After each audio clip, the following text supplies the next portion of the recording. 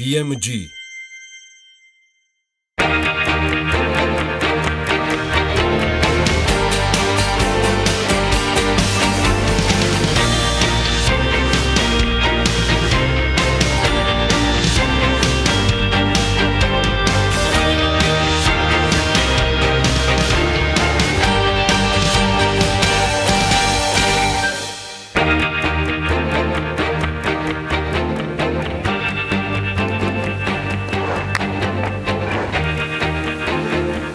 Ათას 858 წელს სამთო ჟურნალში ჭიათურის საბადოზე ვრცელი გამოკვლევა გამოქვეყნდა. გამოკვლევების მიუხედავად ბუნების ეს სიმდიდრე ხელშეუხებელი რჩებოდა, ვიდრე აკაკი წერეთლის უშუალო ინიციატივითა და ხელმძღვანელობით არ დაიწყო ჭიათურ მანგანუმის საბადოს გეოლოგიური გამოკვლევა და შემდეგ უკვე მადნის დამუშავება. 1872 წელს აკაკი წერეთლის უშუალო თხოვნით ჭიათურის საბადო შეისწავლა მისმა ახლო მეგობარმა გეოლოგმა სპირიდონ სიმონოვიჩმა, წარმოშობით სერბ სიმონოვიჩს გეოლოგიის დოქტორის ხარისხიც ჰქონდა მოპოვებული. მისი მოხსენების საფუძველზე კი კავკასიის სამთო სამმართველომ ჭიათურაში მიავლინა სპეციალისტებიც, რომლებმაც საბადო დეტალურად შეისწავლეს და შედეგებიც გამოაქვეყნეს. უცხოელების დაინტერესების მიზნით წერეთელმა სიმონოვიჩთან ერთად ჭიათურის საბადოს შესახებ ბროშურა შეადგინა და პეტერბურგში გამოსცა ინგლისურ, ფრანგულ, გერმანულ და რუსულ ენებზე. მადნის მოპოვება მისი ხელსაყრელი ბუნებრივი განლაგების გამო შესაძლებელი იყო რთული ტექნიკის გარეშე. 1879 წელს მადნის მოპოვების დაწყებამ განაპირობა ჭიათურის სახელით ცნობილი დასახლების აშენება, რომელიც მრეწველობის ამ დარგის განვითარებასთან ერთად იზრდებოდა. ქალაქად კი მხოლოდ 1921 წელს გამოცხადდა. შეიძლება ითქვას, რომ მადნის მოპოვების ისტორია ფაქტიურად თავად ქალაქის ჭიათურის ისტორიაც არის. იქ სადაც დღეს არც გზაა და არც კვალი, რკინიგზა მოვა, ეს უდაბნო ჭიათურა გაშენდება, წერდა აკაკი. ზუსტად 178 წლის წინ დაიბადა ქართული მწერლობის ბუმბერაზი აკაკი წერეთელი. მისი გასაოცარი და სრულიად უნიკალური პოეზიის და პროზის მიღმა სურდა კიდევ ერთხელ შემეხსენებინა საქართველოსთვის ამ ბუმბერაზი პიროვნების როლი, მათ შორის ქართული ეკონომიკის აღორძინებაში და მის ჩართულობაზე ისეთი საწარმოების ჩამოყალიბებაში, როგორც დღევანდელი ჭიათურ მანგანუმია. 21 ივნისს გილოცავთ და აკაკი წერეთლის დაბადების დღეს. ეგ არაფერი რო ტიტრზე დღე გამორჩენილია, ამასაც მივხედავთ და მოდი ისევ ფეხბურთს დაუბრუნდეთ. მე დაგვირდით და სხვანაირად ამ პერიოდში პროლოგები წარმოუდგენელია. მსოფლიო ჩემპიონატი ფეხბურთში ბოლომდე გახურდა, დაძაბულად და საინტერესოდ მიმდინარეობს ეს ჩემპიონატი და შეიძლება მთავარი გითხრათ, რომ სუსტი საფეხბურთო გუნდები აღარც არსებობს. ისე დღეს მიშელ პლატინის დაბადების დღეც არის. მას საქართველოში მეგობრების და მიმდევრებიც ყავს, ამიტომ მიხედეთ მეგობრებო და მიულოცეთ მეილით თუ ტელეფონით თქვენს მეგობარ მიშელ პლატინის იუბილე.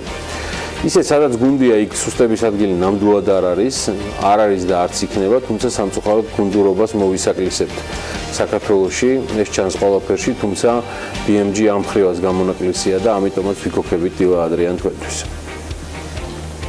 მსოფლიო ჩემპიონატი, სხვათა შორის FIFA-ს ერთ-ერთ შემოსავლის წყაროს წარმოადგენს. უკანასკნელი ფინანსური ანგარიშის მიხედვით, რუსეთში მიმდინარე მუნდიალისგან FIFA დაახლოებით 3 მილიარდ 900 მილიონ ევროს უკაცრავად დოლარის შემოსავალს მიიღებს. აქედან ყველაზე დიდი ფულადი ულუფა მედიისა და მარკეტინგის ნაწილიდან აკუმულირდება, თუმცა გარდა ფეხბურთის მთავარი აღმასრულებელი ორგანოსი ფულად შემოსავალს სხვადასხვა მხარეებიც ინაწილებენ, მათ შორის საფეხბურთო კლუბებიც.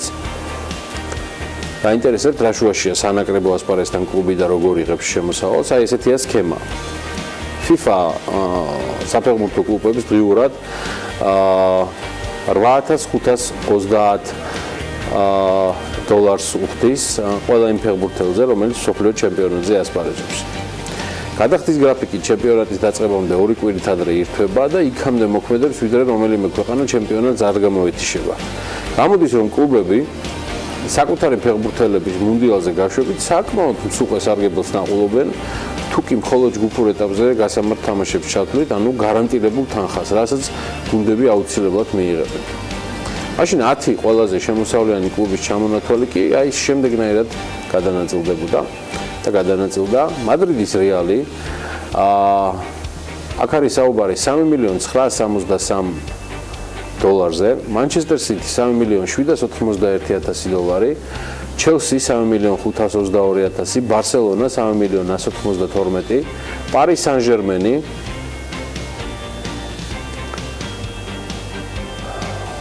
Tottenham, Manchester, Monaco, Münchenis Bayern, Londonis Arsenal. პირველ კვარტალში საქართველოს ეკონომიკა 5.3%-ით არის გაზრდილი და მოდი გადავხედოთ ეკონომიკის რომელმა მიმართულებებმა აჩვენეს ყველაზე დიდი ზრდა. ყველაზე მაღალი ეკონომიკური ზრდა 13.42% უძრავი ქონების ოპერაციების სფეროში დაფიქსირდა, მეორე ადგილზეა კომუნალური და პერსონალური მომსახურება 13.38%. ხოლო მესამეზე სამთო-მოპოვებითი მრეწველობა 11.4%, ეკონომიკა შემცირდა შინამეურნეობების, საქმიანობის, სოფლის მეურნეობის და კავშირგაბმულობის სექტორებში. 2018 წლის პირველ კვარტალში საქართველოს ეკონომიკის ყველაზე მსხვილი დარგი ვაჭრობა იყო. ეკონომიკის 16.9%-ით მეორე ადგილზე მრეწველობაა 16.6%, ხოლო მესამეზე ტრანსპორტი და კავშირგაბმულობა 10.3%. საქმიანობისთვის ნაკლებად სპორტული და არანაკლებ აზარტულია სტატისტიკური მონაცემების დაკვირვება. სტატისტიკის ეროვნული სამსახური გამოქვეყნებული ოფიციალური მონაცემების მიღმა არის ბევრი პრობლემა, რომელიც ჩვენს მოსახლეობას აწუხებს. მათ შორის არის турბულენტური და ცვალებადი ფასები, სამწუხარო რეალობა, რომ მხოლოდ მზარდი ტენდენცია ახასიათებს ამ ფასებს და იშვიათი პერიოდულობით კვლება. ყველა შეამჩნევდა ამ ფასების მატებას ნავთობპროდუქტებზე, რაც ჩვენს ჯიბეზე უკვე აისახა. ამიტომ Forbes-მა შესაბამისი ანალიტიკაც მოამზადა. საწვავის ფასებთან დაკავშირებით მის ერთგვარ სატელევიზიო ვერსიას, მოკლე ვერსიას წარმოგიდგენთ. ევროპის ქვეყნებში ყველაზე ძვირი საწვავი ისლანდიაშია. ნიდერლანდებში ასევე და ნორვეგიაში. ნავთობპროდუქტების იმპორტიორთა კავშირის მონაცემებით ამ ქვეყნებში საწვავის ფასი დაახლოებით 25-30%-ით აღემატება ევროპის ქვეყნების საშუალო ფასებს. კერძოდ ისლანდიაში პრემიუმ ტიპის ბენზინის საშუალო ფასი 1.8 ევროს აჭარბებს, რაც დაახლოებით 5 ლარი და 22 თეთრია, რაც ისლანდიაში ღირს საწვავი. დღევანდელი ოფიციალური კურსი დიზელის ფასი 1.76 ევროა, ეს არის დაახლოებით 5 ლარი დიზელზე. ნიდერლანდებში პრემიუმ ტიპის ბენზინის საშუალო ფასი 1.78 ევროა, ანუ 5 ლარი, ხოლო სუპერის ტიპის ბენზინი კი დაახლოებით 5 ლარი და 25 თეთრი ღირს. დიზელის საწვავის ფასი 1.57 евро, ანუ დაახლოებით 4 ლარს სტოლდება. ნორვეგიაში პრემიუმ ტიპის ბენზინი ლარში გამოხატული არის 4 ლარი და 90 თეთრი, სუპერის ტიპის საწვავი და ბენზინი ეს არის 5 ლარი და 25 თეთრი და დიზელის საწვავი 1.64 ევროა, ანუ გამოდის დაახლოებით 4 ლარი და 68 თეთრი. ყველაზე იაფი საწვავი არის რუსეთში. პრემიუმ ტიპის ბენზინი იქ 63 ევროცენტია, დაახლოებით ლარზე და 80 თეთრზეა საუბარი. სუპერის ტიპის ბენზინი 2 ლარი ღირს, უხეშად 71 ევროცენტი, დიზელი 61 ევროცენტი, ანუ საუბარია ლარზე და 74 თეთრზე. ასევე უნდა აღინიშნოს, რომ საწვავის ფასი ჩვენს მეზობელ ქვეყნებში, როგორებიც არიან სომხეთი, აზერბაიჯანი, უკრაინა, მოლდოვეთი, მოდი კერძოდ სომხეთში გადავხედოთ 1 ლიტრი პრემიუმ ტიპის ბენზინი იქ საშუალოდ შეადგენს 83 ევროცენტს, ანუ 2 ლარი და 37 თეთრი ღირს. სუპერის ტიპის ბენზინი 87 ევროცენტს, დიზელის საწვავი 82 ევროცენტი, ანუ დაახლოებით ლარებში ეს არის 2 და 34. აზერბაიჯანში 63 ევროცენტი ღირს პრემიუმი ბენზინი, ანუ ლარებში ვიტყვი, მოდი მე მგონი ჯობს ლარი და 80 თეთრი.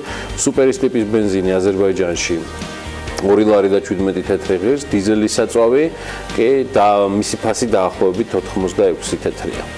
უკრაინაში პრემიუმ ტიპის ბენზინის ფასი არის 2 ლარი და 74 თეთრი, სუპერის ფასი არის 2 და 85 თეთრი, დიზელი კი იქ ღირს 2 და 54. მოდი ნელ-ნელა უკვე გადავინაცვლოთ შემდეგი თემისკენ. შემდეგი თემა, რაც არის და უკავშირდება რა ფასის და ხარისხის საწვავით შეიძლება მარსზე მოხვედრა. მე ჯერ არ ვიცი, მაგრამ ფაქტია, რომ მარსზე, ანუ პლანეტა მარსზე ქართული ვაზის ჯიშის გენერირება იგეგმება. პროექტ სახელწოდებით IX მილენიუმი კოსმოსური კვლევის სააგენტო განახორციელებს. ამისთვის სამუშაო ჯგუფი იქნება, რომელშიც საქართველოს განათლების მეცნიერების სამინისტრო, საქართველოს ეროვნული მუზეუმი, ბიზნესისა და ტექნოლოგიების უნივერსიტეტი, კომპანია Microsoft-ის წარმომადგენელი ნიკოლოზ დობორჯგინიძე და კომპანია Space Farms-ის მომავალი სათბურის წარმომადგენლები შედიან. სხვათა შორის პროექტის შექმნაში თავისი წვლილი კომპანია Windforce-მა შეიტანა. წარმატებები მეგობრებს, წარმატებები დედამიწაზე, მარსზე, ვენერაზეც და სატურნზეც ქართულ ვაზს. მე ერთად მოვიკითხოთ და დავაჭაშნიკოთ, როგორი იქნება იქაური ღვინო. ევროკავშირმა ამასობაში დედამიწის ამბებსაც გადავხედოთ, მსოფლიო ეკონომიკას გადავხედოთ, რომელიც რამდენიმე სკეპტიკოსი, ანალიტიკოსის შეფასების საწინააღმდეგოდ იზრდება. და მასთან ერთად იზრდება იმ პირთა რაოდენობაც, ვისაც მოჭარბებული საკუთარი კაპიტალი გააჩნია, შარშან თუ მათი აქტივები თითქმის 11%-ით გაიზარდა, ეს უკვე გამოიხატა იმაში, რომ უკვე $70 ტრილიონი შეადგენს ნიშნული ყველაზე მდიდარი ადამიანებისა დედამიწაზე. მიხვდებოდით ალბათ World Wealth Report 2018-მა Forbes-ამდე მოაღწია. HNWI 2025 წლისთვის 70 ტრილიონიანი ნიშნulis 100 ტრილიონამდე მიღწევას და გადაჭარბებასაც პროგნოზირებს. ამასობაში ევროკავშირმა კიდევ ალუმინისა და ფოლადის იმპორტზე ტარიფების შეერთებული შტატების დაგეგმილ ზრდაზე შესაბამისი და საპასუხო ზომები მიიღო. ამის შესახებ ევროკომისიის მიერ გავრცელებულ განცხადებაშია ნათქვამი. ევროკომისიამ ვაჭრობის rebalansirების მიმართულებით ევროკავშირის ზომების შესახებ ალუმინისა და ფოლადის იმპორტზე ტარიფების შტატების მიერ დაგეგმილ ზრდაზე საპასუხოდ ეს ზომები ძალაში 22 ივნის შევა და 2 მილიარდ 800 მილიონი ევროს ჯამური ღირებულების საქონელს შეეხება. ესეთი რამ არის განცხადებაში ნათქვამი. შეგახსენებთ, რომ დონალდ ტრამპმა ფოლადისა და ალუმინის იმპორტზე 25 და 10%-იანი გადასახადები დააწესა. მივადგეთ ისევ საქართველოს პრემიერობის კანდიდატის აღარ უკვე პრემიერ-მინისტრის მამუკა ბახტაძის ერთ-ერთი მთავარი პრიორიტეტი მთავრობის ზომის შემცირებაა. ბახტაძემ ჯერ კიდევ ფინანსთა მინისტრობის პერიოდში დაანონსა, რომ მთავრობის ზომა სამომავლოდ 20%-ით შემცირდებოდა. მაშინ მამუკა ბახტაძემ განაცხადა, რომ 2021 წლისთვის მშპ-სთან მიმართებით მიმდინარე ხარჯები არსებული 25%-დან 21%-მდე შემცირდება. 2017 წელს მთავრობის ადმინისტრაციული ხარჯები ფინანსთა სამინისტროს მონაცემებით, ახლა გრაფიკსაც გაჩვენებთ, მართლაც შემცირდა 140 მილიონი ლარით და აქედან შრომის ანაზღაურებაზე გაწეული ხარჯი 100 მილიონი ლარით შემცირდა, ხოლო ადმინისტრაციულ შეწყობებზე გაწეული ხარჯი 40 მილიონი. და ახლა თქვენ გრაფიკზე ნახავთ უკლებლივ ყველა დეტალს, რომელიც წარმოადგენს მიმდინარე ხარჯებს პროცენტულად გაწეულს მშპ-სთან მიმართებაში და ასევე მთავრობის დანაზოგები პროცენტულად მშპ-სთან მიმართებაში. და ფაქტია, რომ აქ ხარჯებს აქვს კლების ტენდენცია, რომელიც ლურჯ დიაგრამაში არის გამოსახული, ხოლო მთავრობის დანაზოგები პროცენტულად მშპ-სთან მიმართებაში შესაბამისად არის წარმოდგენილი წითლად. 2017 წელს, როგორც გითხარით, ეს ყველაფერი 4.90%-მდე შემცირდა. 2018 წლის ბიუჯეტის მიხედვით მიმდინარე ხარჯები მთლიანი შიდა პროდუქტის 23.5%-მდე უნდა შემცირდეს. და პრინციპში შემდგომ უკვე გამოხატული არის ის პროგნოზები, რომელსაც უკვე დეტალურად ნახავთ BMG-ზე. მაგრამ რა ხდება იმ შედარებითი ანალიზიდან გამომდინარე მსოფლიოს სხვადასხვა ქვეყნებში, სადაც მიმდინარე ხარჯების თანაფარდობას მთლიან შიდა პროდუქტთან მიმართებაში მსოფლიო ბანკი ითვლის. მსოფლიოს სხვადასხვა ქვეყნებში ეს მაჩვენებელი 2016 წლის მონაცემებით შემდეგია.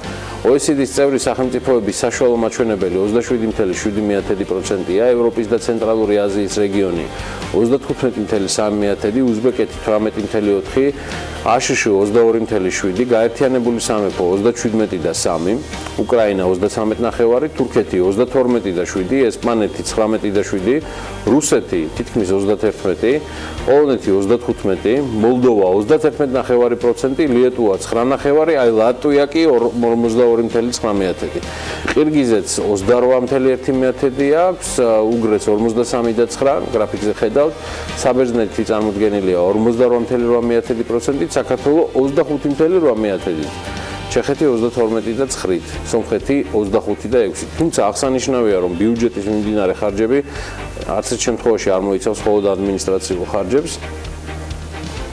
და მასში შედის შრომის ანაზღაურება, სახელმწიფოს მიერ გაცემული სოციალური დახმარებები, სუბსიდიები, გრანტები და ყველა სხვა სახის ხარჯები.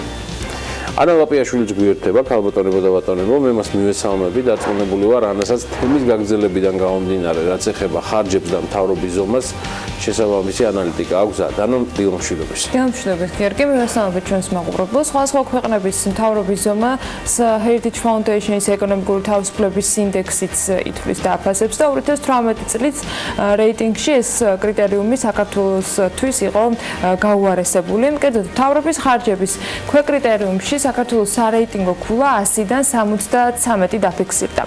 ბოლო 3 წელში მთავრობის ხარჯებმა მთლიან შიდა პროდუქტთან შედარებით 29% შეადგინა, საბიუჯეტო დეფიციტი კი ასევე მთლიან შიდა პროდუქტს თუ შევადარებთ 1.6%-ია. ვალის მოცულობა ასევე მშპ-სთან 44.9% შეადგენს, ესეც Heritage Foundation-ის მიერ არის დათვლილი. მთავრობის ხარჯების კრიტერიუმში საქართველოს საუკეთესო პოზიცია, ანუ 100-დან 55 ქულა 2012 წელს უფიქსირდებოდა.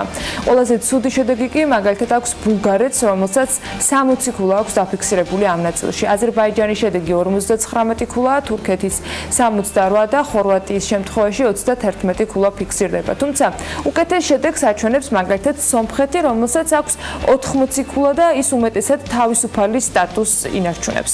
მინისტრის თანამდებობა და მთავრობა, როგორც ასეთი სრულად ალბათ ვერც გაქრება, ვერც გაუქმდება, რაც არ უნდა შევამციროთ და რაც არ უნდა ვთქვათ, რომ შესაძლებელი არის მთავრობის ზომის დაპატარავება, არც იმის თქმა შეგვიძლია, რომ მაგალითად მმართველის არსებობა, როგორც ასეთი, რაც არ უნდა ერქვას მას, ასევე მინისტრი იქნება ხელმძღვანელი თუ პრემიერი, ბოლო 10 წლეულის ან თუნდაც 1000 წლეულის გამოგონება. ბევრჯერ გვისაუბრია მათ შორის იმ პროფესიებზე და სამუშაოებზე, რომელიც დღეს აღარ არსებობს. ან უახლოეს 10 წლეულებში მათი საჭიროება უბრალოდ აღარ იქნება და შესაბამისად გაქრობა ემუქრება. გიორგი, ამჯერად ბოლო 10 წელში გაჩენილი სამუშაოების მოკლე ჩამონათვალი მინდა გავაკეთო მსოფლიოს ეკონომიკური ფორუმის მონაცემების გამოყენებით.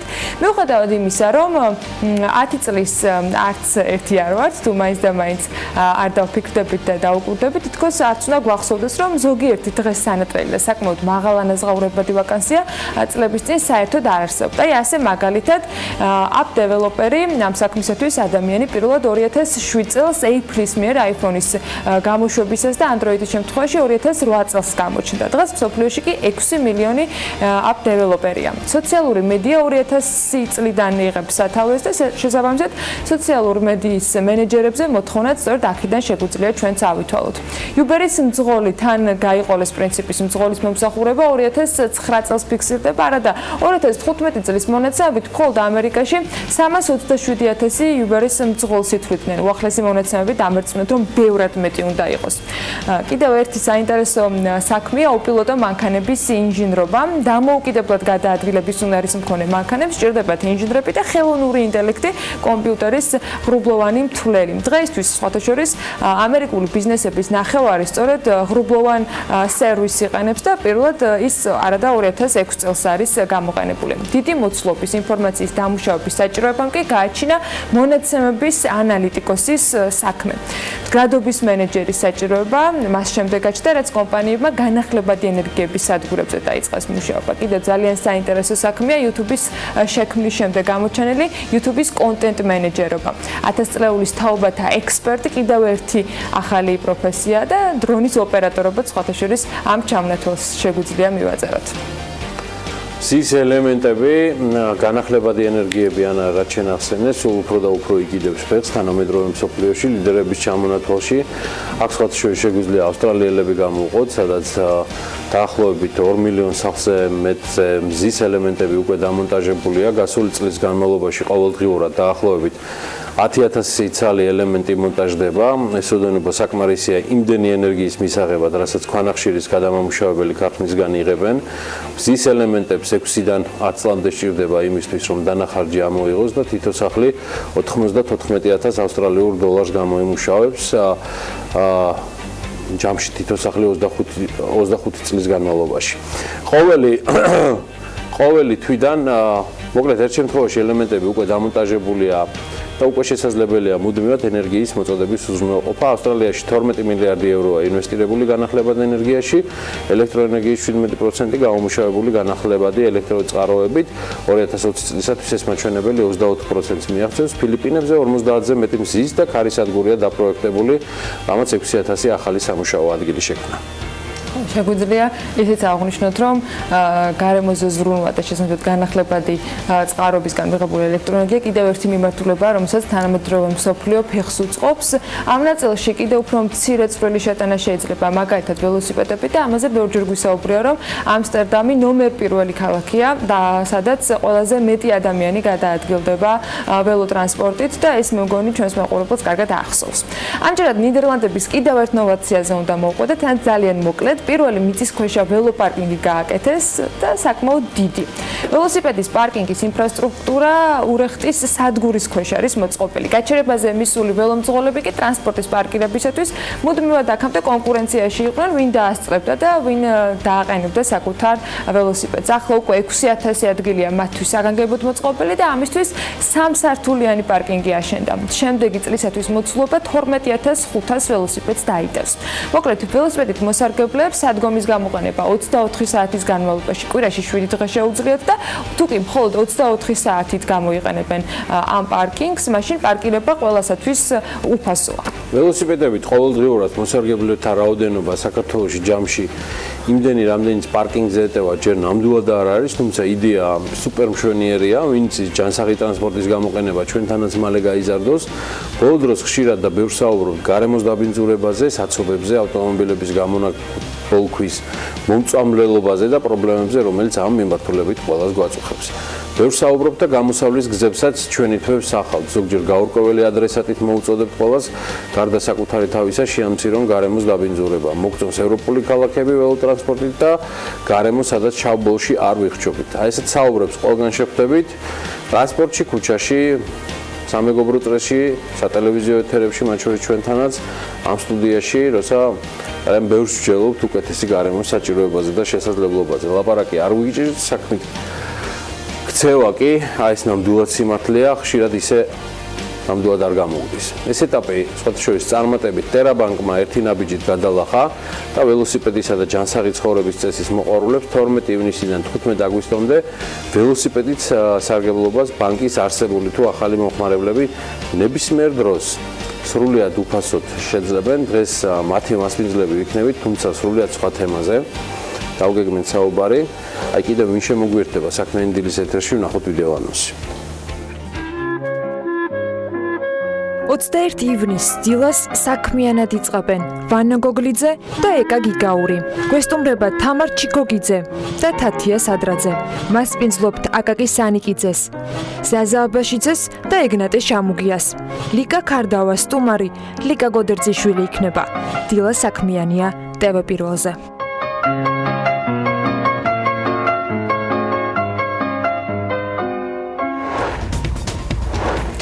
ამუკა ბახტაძე გადასახადების ადმინისტრირებაში ბლოკჩეინ ტექნოლოგიების გამოყენებას გეგმავს.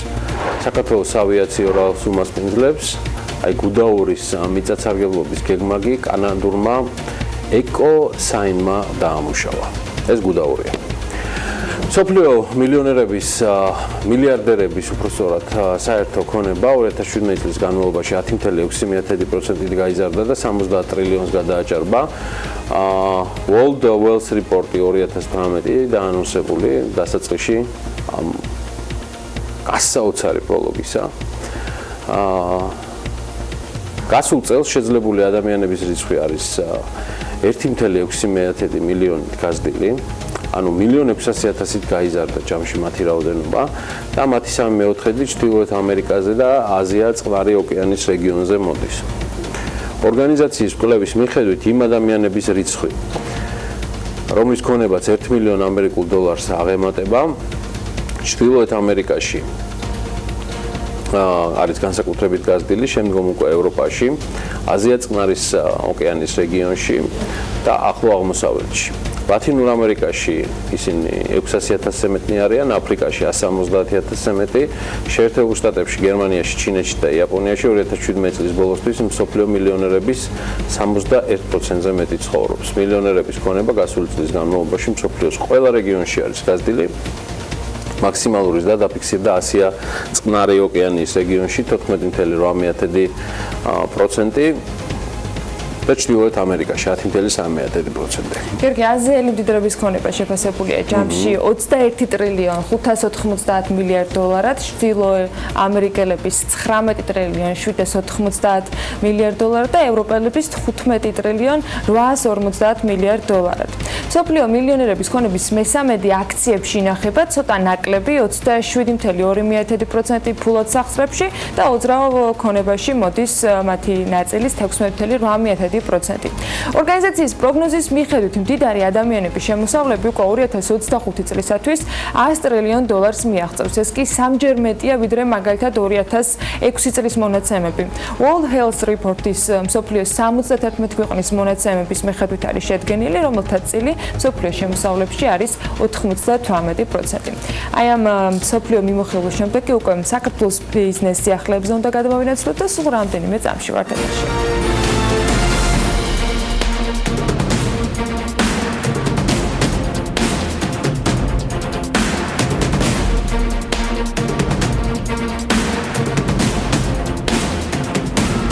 მამუკა ბახტაძე პრემიერ-მინისტრად და მის მიერ წარდგენილი დროებითი სამთავრობო კაბინეტის შემადგენლობა უკვე მინისტრებად დამტკიცებულია. ჯერ კიდევ კენჭისყრამდე ნდობის გამოცხადებამდე გაკეთებული განცხადებიდან მთავარი აქცენტის გაცნობას BMG-ს მკითხველი გუშინვე შეძლებდა, თუმცა რამდენიმეს დილიდან გადავხედოთ. მამუკა ბახტაძემ თქვა, რომ ყველა გადასახადი DGG-ს გარდა იქნება ბლოკჩეინ ტექნოლოგიით განვითარებული. მისი თქმით, საგადასახადო ადმინისტრირების ნაწილში ტექნოლოგიების დანერგვის კუთხით ქვეყანას აქვს პროგრესი, თუმცა ჩამორჩება ამ კუთხით ისეთ ქვეყნებს, რომელთა ეკონომიკაც ციფრული ტექნოლოგიებით ეფექტურად ვითარდება.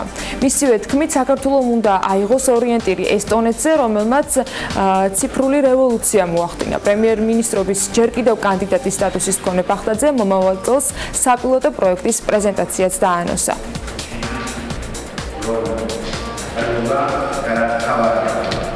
ზოგადად ჩვენ გვაქვს ძალიან კარგი პროგრესი ციფრული ტექნოლოგიების დანერგვის თვალსაზრისით, თუმცა აქვე უნდა აღვნიშნო, რომ ჩვენ ჩამოვრჩებით ამ კუთხით ისეთ ქვეყნებს, რომელთა ეკონომიკა ეფექტურად იმართება და ბუნებრივია სწორედ ასეთი ქვეყნები უნდა იყოს ჩვენი ორიენტირი.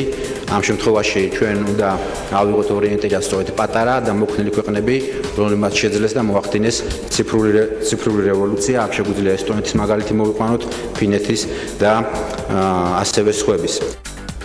კიდევ ერთი განცხადება, რომელიც მამუკა ბახტაძეს ეკუთვნის, ეს პენსიებს უკავშირდება. მისი თქმით, პენსიების ზრდისთვის მთავრობამ 400 მილიონი ლარი უნდა გამოყოს, მომავალ 2 წელიწადში კი პენსია 20 ლარით გაიზარდოს. გუშინვე მან პროფესიული განათლების მნიშვნელობაზე ისაუბრა და თქვა, რომ ეს უმუშევრობის პრობლემის გადაჭრის ერთ-ერთი გზაა. უნდა ვიყოთ მაქსიმალურად აქტიურები, რომ რამდენიმე ათეული ცენტრი შევქმნათ ქვეყნის მასშტაბით და აქტიურები უნდა ვიყოთ, რომ ვინც დაამთავრებს პროფესიულ სასწავლებელს უმოკლეს ვადებში დასაქმდეს, აღნიშნავს მამუკა ბახტაძე. ჯერ ისევ პრემიერ-მინისტრობის კანდიდატის სტატუსით მან ფისკალურ რისკებზეც ისაუბრა. მისი თქმით, ქვეყნის ბიუჯეტის ნახევარზე მეტი 300 კომპანიის მიერ ივსება, რაც ფისკალური კუთხით რისკის შემცველია. ამ კონტექსტში მან მცირე ბიზნესის განვითარების აუცილებლობაზე გაამახვილა ყურადღება და აღნიშნა, რომ გაგრძელდება ახალი ინიციატივები და პროგრამები მცირე ბიზნესისათვის, ასევე დაწესდება საგადასახადო შეღავათები, რაც მეწარმეებს უფრო დიდ ბაზრებზე გასვლის საშუალებას მისცემს. წარმატება და წარუმატებლობა სიღარიბის დაძლევაში რეალურად გადის მთავარ ამოცანაზე.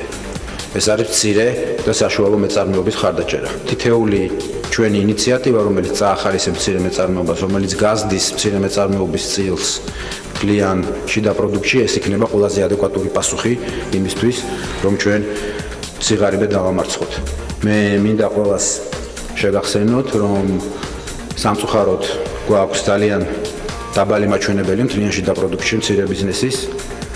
პირველი, მეორე, ჩვენ ეს გარკვეულ რისკებს ვიქმნის მათ შორის ფისკალის სახითაც, ვინაიდან ბიუჯეტის დაახლოებით 50% ფორმირდება მხოლოდ 300 კომპანიის მიერ და ეს არის ძალიან მძიმე ფაქტორი.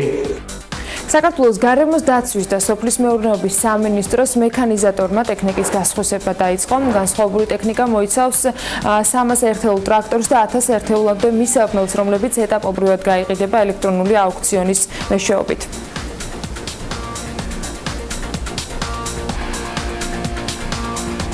23 ივნისიდან 29 ივნისის ჩათვლით კი საქართველოს საავიაციო რალის უმასპინძლებს. ევროპულმა რალიმ სტარტი ჯერ კიდევ 16 ივნისს საფრანგეთში აიღო.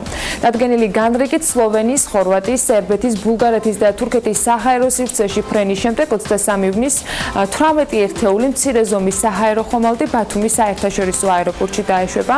საჰაერო ხომალდების მფლობელები, პილოტები და მათი თანმხლები ტურისტები კი საქართველოში ერთ კვირას გაჩერდებიან. ეკონომიკისა და მდგრადი განვითარების სამინისტროს სამოქალაქო ავიაციის სააგენტოსთვის მიწოდებული ფრენის გეგმის მიხედვით საავიაციო რალის ქართული ნაწილი ასეთი მარშრუტით იქნება: 24 ივნისს გაფრენა ბათუმიდან ნატახტარის აეროპორტში შესრულდება, 25 ივნისს უკვე ნატახტრიდან თელავის მიმართულებით და 26-ში ნატახტრის აეროპორტში დაბრუნდება. 27 ივნისს კი მესტიაში და 28 ივნისს მესტიდან უკან დაბრუნება ქუთაისშია დაგეგმილი.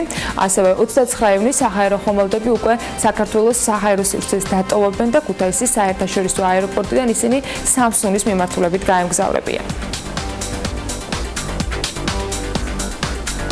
გუდაურის მიწათსარგებლობის გენერალური გეგმა კანადურმა კომპანიამ ეკოსაინმა დაამუშავა. პროექტი დაგეგმილია საბაგირო გზების და სათხილამურო ტრასების მშენებლობა, ასევე 18 ძირითადი საბაგირო გზის მოწყობა, რომლებიც შეიძლება გამოყენებული იყოს მგზავრების გადასაყვანად მთის მაღლობებზე ღირსშესანიშნავი ადგილების დასათვალიერებლად, როგორც ზამთრის, ასევე ზაფხულის პერიოდში. სამთო სათხილამურო კურორტის მიწათსარგებლობის გენერალური გეგმა კი კურორტზე არსებული საკუთრებებისა და მიმდინარე ტერიტორიების განვითარების გრძელვადიან ხედვას მოიცავს, სადაც გუდაური მთელი წლის განმავლობაში აქტიურ განვითარებულ რეგიონული დანიშნულების კურორტად მოიაზრება. ბიჯორჯიას პროდუქციით აზერბაიჯანში დაინტერესდნენ და ნიმუშები ერთ თვეში უნდა გაიგზავნოს. ასევე ბიჯორჯიამ საკუთარი პროდუქცია ჰონკონგშიც უნდა გააგზავნოს, სადაც სწორედ მათი პროდუქტით დაინტერესება გამოთქვეს და როგორც კოოპერატივში ამბობენ, აქ ერთ თვიან ვადაში უკვე საექსპორტო ამანათის გამგზავრება არის დაგეგმილი. აჭარის კოოპერატივი ბიჯორჯია ქართულ ბაზარზე უკვე 3 წელია, რაც გამოჩნდა მეფუტკრეობის კოოპერატივი, რომელშიც 19 ქალი მეფუტკრეა გაერთიანებული თაფლს, თაფლის არაყს, თაფლის ღვინოს და ქართულ ჩირზე დამზადებულ თაფლს აწარმოებს. BMG-სთან საუბრისას კოოპერატივის თავმჯდომარე ამბობს, რომ ქართულ ჩირზე დამზადებული თაფლი ბაზარზე განსაკუთრებული სიახლეა. კოოპერატივი ემპარდის პროექტის საშუალებით დაფინანსდა და სხვადასხვა მანქანა დანადგარები შეიწინეს.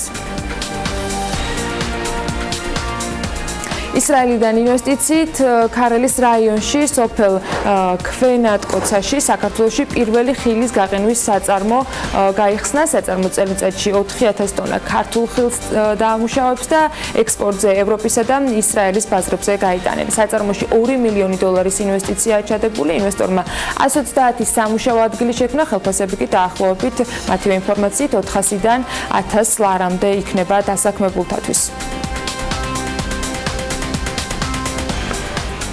ბავარიას ლუდის ფესტივალი კი აფხაზეთის მთებიდან უკვე იმერეთში ინაცვლებს. 21 ივნისს ფესტივალს ამჯერად ქუთაისი მასპინძლობს.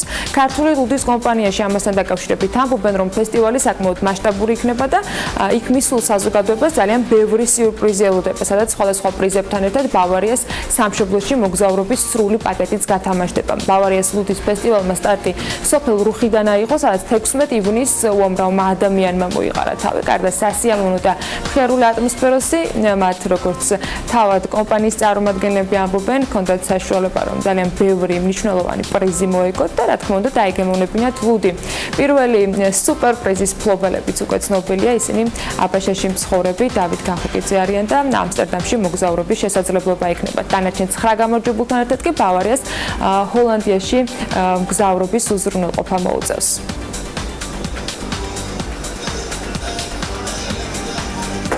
ბიზნესი ახლებების შემდეგ ახლა დრო არის, რომ სავალუტო მიმოხილვას გავეცნოთ.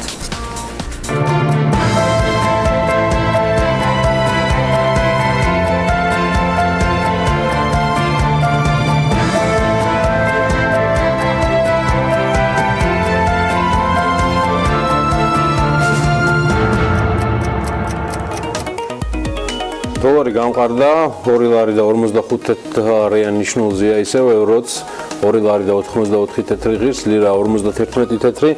მიუხედავად იმისა, რომ გუშინდელი ვაჭრობის შედეგად მცირედით გაიყარა პოზიციები და ფუნტ სტერლინგი კვლავ 3 ლარი და 23 თეთრია. პირველი ქართული საფოსტო მარკის 100 წლის იუბილეს აღსანიშნავად ეროვნული ბანკი 5 ლარიან მონეტას მოჭრის. ეროვნულმა ბანკმა მონეტის დიზაინის შესარჩევად კონკურსი გამოაცხადა. მონეტა ეძღვნება 1919 წლის 26 მაისს საქართველოს დემოკრატიული რესპუბლიკის დაარსების პირველი წლისთავის აღსანიშნავად მიმოქცევაში გამოსულ პირველ ქართულ ეროვნულ საფოსტო მარკას 10 კაპეიკის ნომინალით არის საუბარი ესე. კოლექციო მონეტა ვერცხლისგან იჭრება, დასაშვებია როგორც მრგვალი, ასევე მართკუთხა ფორმის დიზაინიც.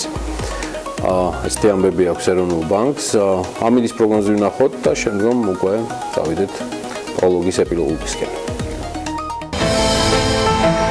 ამინდის პროგნოზის სპონსორია SEU დეველოპმენტი.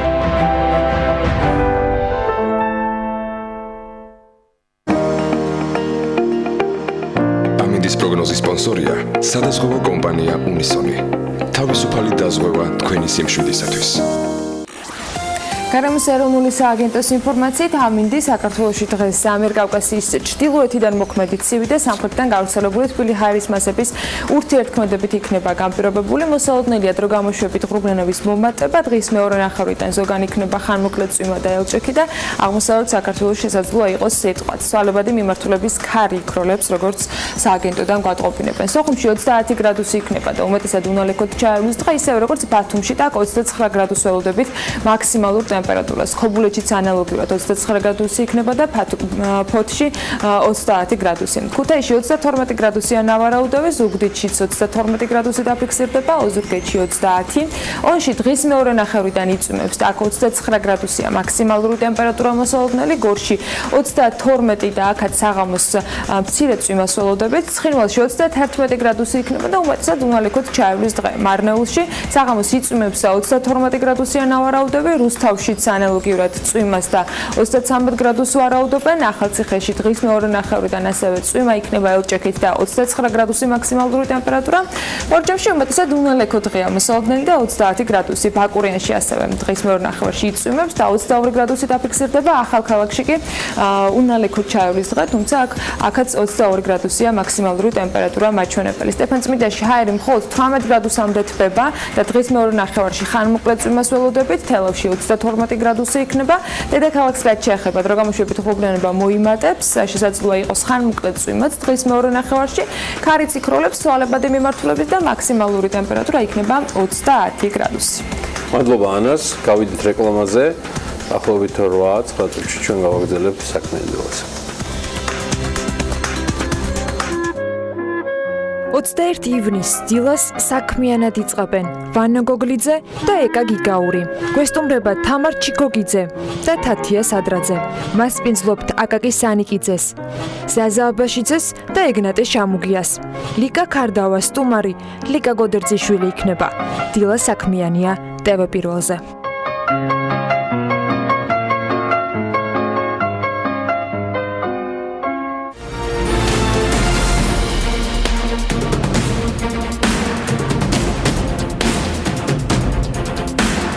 სურსათის უნებლობის სტანდარტების შესახებ ბევრი გვისაუბრია, როგორც საკმაოდ ცნობილი, ისე ნაკლებად პოპულარული საწარმოების კონტექსტში. აღმოჩნდა, რომ სხვადასხვა ზომის და სექტორის წარმომადგენელი კომპანიებისთვის ის ერთნაირად მნიშვნელოვანია ISO სტანდარტების მოთხოვნის შესაბამისად ბიზნეს და წარმოების პროცესების მართვა და ამის დამადასტურებელი სერტიფიკატის ფლობა. გორის საკონსერვო ქარხანა კულა დღეს საქართველოში მგონი უკვე ყველასთვის ცნობილი ბრენდია და დარწმუნებული ვარ არაერთი პროდუქტით თან. ასეა, კულა დაფუძნებიდან სულ მცირე პერიოდში მოიპოვა ეკოლოგიურად სუფთა პროდუქტების წარმოებლის სახელი, გაბრენდდა და საქართველოში ნატურალური წვენების წარმოებაში ლიდერიც გახდა. არის თუ არა გადამწყვეტი სურსათის უნებლობის სტანდარტის ISO 22000-ის დამადასტურებელი სერტიფიკატი.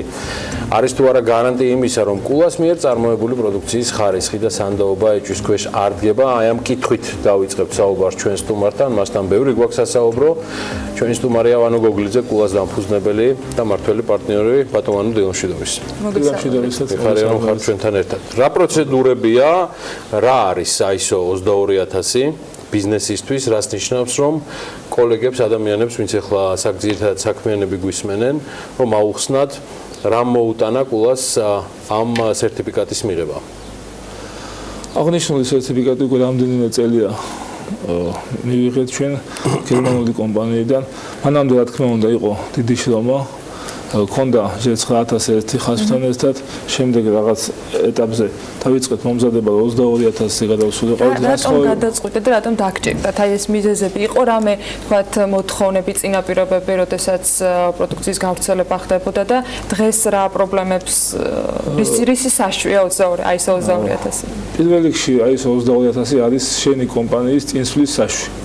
ეს იქიდან გამომდინარე რომ თუ კომპანია ორიენტირებულია ევროპაზე ხარისხიან პროდუქტზე, აი ეს 22000 ეხმარება კომპანიას, რომ გააკეთოს პროდუქციის მიღებიდან მის გასაღებამდე ყველა ეტაპი იყოს გაკონტროლებული, ყველა ეტაპზე იყოს მიღწევადობა და იყოს იმის უზრუნველყოფა, რომ შენი პროდუქცია იქნება უვნებელი და შეამოწმებს როგორც ნედლეულის მიღებიდან, ასევე მის საბოლოო მომხმარებლამდე. იყო შემთხვევები ხა თავიდან არავის აღარეს ნელა ნერგა. იყო შემთხვევები, როდესაც რაღაცა პერიოდში გაგეპარება რაღაცა ცირეოდენი რაღაც დარღვევა ის და აი ეს შემთხვევაში ყველაფერი ფიქსირდება და შეგიძლია უკან სვლით მიხვიდე თუ რამ გამოიწვია ან იქვე დაინახო თუ ეს რა შედეგს მოგიტანს. როდესაც კომპანია ორიენტირებულია ევროპის ბაზარზე, როდესაც კომპანია ორიენტირებულია ნატურალურ პროდუქტებზე, ხარისხიან პროდუქტებზე და მას არ აქვს იმის ფუფუნება, რომ შეცდომები დაუშვას. ეს ISO სტანდარტი გეხმარება იმაში, რომ ნაკლებად შეცდომები დაუშვა. გერმანული წუხსუდი, რომელიც იყო შემოწმებელი. მე ვიცი, რომ ისინი ამ სამუშაო პროცესში რბილად რომ ვთქვა, საჩუქარი ხალხი არ არის და ძალიან სკრუპულოზურად ადევნებენ თვალყურს ყველაფერს. როგორ დაიწყო წლების წინ მათთან ურთიერთობა ბატონო და როგორ ჩამოყალიბდა საბოლოო ჯამში უკვე სერტიფიკატის ვალიდაციით? ასევე ესეთი კომპანია როგორც არის მენეჯმენტ სისტემი საქართველოში, რომლებიც არიან TÜV-ის პარტნიორები, წარმომადგენლები საქართველოში. ჩვენ როდესაც ვარჩევით კომპანიას, რომელიც გაიკეთებდა სერტიფიკაციას, მაქსიმალურად შევეცადეთ, რომ ყოფილიყო ესეთი კომპანია, რომელიც რეალურად შეასრულებდა იმ სამუშაოს, რაც მოთხოვნები ჩვენ გვაქვს. რეალურად მოგცემდა სერტიფიკატს, რეალურად იქნებოდა ყველაფერი გამჭვირვალედ და მივიღებდით საბოლოო ჯამში იმ პროდუქტს, რაც ჩვენი მოთხოვნა იყო. ესეთი აღმოჩნდა მენეჯმენტ სისტემში TÜV-ის მეშვეობით. რა თქმა უნდა, გერმანელები არ არიან საჩუქარი, მაგრამ არც ქართველები არ არიან საჩუქარი, იქიდან გამომდინარე, რომ გერმანელების ჩამოყალიბებული კომპანია და პარტნიორი კომპანია უფრო მეტს აკეთებს, ვიდრე გერმანელები, რომ არ დაუშვან ის რამე შეცდომა. დაწყებიდან კომპანიამ ხელშეკრულების გაფორმებიდან უკვე ჩაერთნენ მათი სპეციალისტები, მათი კონსულტანტები, დავიწყეთ აქტიური მუშაობა, გაკეთდა ყველა ეტაპზე კრიტიკული წერტილები შემოწმდა თუ რა უნდა გაკეთდეს ამისთვის, დაიგეგმა სპეციალური გეგმა, რამდენიმე თვე დასჭირდა ამ ყველაფერს და წლის ბოლოს მე ჩამოვიდნენ სპეციალისტები, რომლებმაც შეამოწმეს, ნახეს და ეტაპობრივად მოდიან და ყოველ წელს კულა საექსპორტო ბაზრებს არასდროს უჩიოდა. მას შემდეგ რაც ISO 22000 მიიღო, ამან დამატებით რა შეძინა კომპანიას? ამან დამატებით შეძინა, რომ უფრო დამაჯერებლად გავდივართ საექსპორტო, უფრო აღარ გვეშინია ნებისმიერი ჩვენი პროდუქტი, ჯერ შიდა ლაბორატორიები გვაქვს ჩვენ კულაში, სადაც მოწმდება როგორც ISO-ს მიმართულებით, ასევე ჩვენი მიკრობიოლოგიური მიმართულებით და ნებისმიერ ბაზარზე, რომელიც საიდანაც მოდის ჩვენთან პარტნიორი და უნდათ რაღაცა მოთხოვნა შეუსრულოთ, იმას თავისუფლად ვასრულებთ, იმიტომ რომ ISO-ს გვეხმარება ამაში, რა თქმა უნდა, თუ პროდუქციაც ხარისხიანია. ერთი სხვა თქვენს ახსენეთ, რომ საკმაოდ რთული, სკრუპულოზური და რუტინული საქმე არის ISO სერტიფიკატის ფლობის პარალელურად, რომ ყველა ის მოთხოვნა, რაც არსებობს, ყოველწუთიერად ფაქტობრივად მოწმდებოდეს და გაკონტროლებული იყოს. მეორეს მხრივ, აი გიორგიმაც ახსენა, როცა ბაზარზე შესვლა ხდება, რომ მithumetes უცხო ბაზარზე შესვლა ხდება, ან ახალ, თქვათ, მოთხოვნაზე პასუხს სცემთ, რას ISO-ს გარდა კიდევ რა დამატებით მოთხოვნებს გიყენებენ ისინი და რეალურად რა კითხვებზე პასუხი არის მათთვის ISO სერტიფიკატის ფლობა კომპანიისგან, რომელიც გარკვეულ პრეტენზიას აცხადებს, რომ მისი პროდუქცია იყოს წარმოდგენილი ამა თუ იმ სივრცეში. მათი მოთხოვნა სხვადასხვა ქვეყნიდან გამომდინარე სხვადასხვა მოთხოვნები აქვს, რა თქმა უნდა, მაგრამ პირველ რიგში უნდა იყოს უნებელი პროდუქტი, პირველ რიგში უნდა იყოს ხარისხიანი პროდუქტი და ამ სერტიფიკატის მიღმა ჩნდება ესეთი კითხვები, თუ ეს სერტიფიკატი არის უკვე იმის ნიშანი, რომ ამ მიმართულებით ყველაფერი წესრიგშია კონკრეტულ კომპანიაში. ეს სერტიფიკატი მაგის გარანტიას არ იძლევა, მაგრამ იძლევა იმას, რომ ეს კომპანია, რომელმაც გაუკეთა სერტიფიცირება, არის ცნობილი კომპანია, ისინი არ დაუშვებენ იმას, რომ თავის სერტიფიცირებულ კომპანიას არ ქონდეს რაღაცა, ან დარღვევით ქონდეს რაღაცა აკეთებული, ამიტომ სერტიფიკატი გეხმარება ყველანაირად, რომ ის ასე რომ ვთქვათ, პირველი კარი ღიაა, მაგრამ დამატებით უკვე გჭირდება ის ანალიზების პასუხების, ლაბორატორიული დასკვნები, რომლებიც უნდა გადაუგზავნონ, რომელსაც იქაც შეამოწმებენ პროდუქცია რომ ჩავა უცხოეთში. პარალელურად ამ ხარისხის სერტიფიკატზე საუბრისას მე სიახლეებით მაინტერესებს, მინდა ეს ეთერი გამოვიყენო, რაც ხდება კომპანიაში, მიმდინარე 2018 წელს, როგორი მონაცემებია ტლევანდელი და რა მაჩვენებლებით გეგმავთ მის დასრულებას, რაიმე ახალი პროდუქციის გეგმები ხომ არ არის და სიახლეების საექსპორტო ბაზრებიდან. მე მინდა აღიხსნათ, ჩვენი კომპანიას ISO სერტიფიკატი აქვს რამოდენიმე მიმართულების. როგორც იცით, ჩვენ ყველაზე ცნობილი წვენების წარმოებაში ვართ. წვენების გარდა კომპანია კულა აწარმოებს მურაბებს, ჯემებს, კომპოტებს, ნილებს. ამიტომ ჩვენ ავიღეთ ISO სერტიფიკატი 9001 წვენებზე, შემდეგ გადავედით სხვა ეტაპზე 22000 უკვე აგვეღო. იგივე ტყემლებზე, იგივე ჯემებზე, მურაბებზე და შარშან პირველად მივიღეთ ახალი ISO სერტიფიკატი, ავიღეთ, რომელიც ჩვენ დავიწყეთ ხორცის წარმოება. ხორცის წარმოება არის ძალიან ესეთი სკრუპულოზული და დიდი რისკის მქონე და პირველი რაც დავიწყეთ აწარმოებასთან დაასებასთან ერთად და აშენებასთან ერთად ISO სტანდარტზე მუშაობა, რომ თავიდანვე აშენებულიყო ISO სტანდარტები და თავიდანვე ყოფილიყო ეს აწარმოება იმ კატეგორიაში, რომ არ გაჩენილიყო შემდეგ შეკითხვები. ამიტომ ჩვენ გამოვუშვით ისეთ ქართული ნაციონალური გაზეთებს არის ჩაქაფული, ჩაშუშული, ბუღლამა, ყაურმა და ასე შემდეგ და ამ მიმართულებითაც ავიღეთ ISO სერტიფიკატი.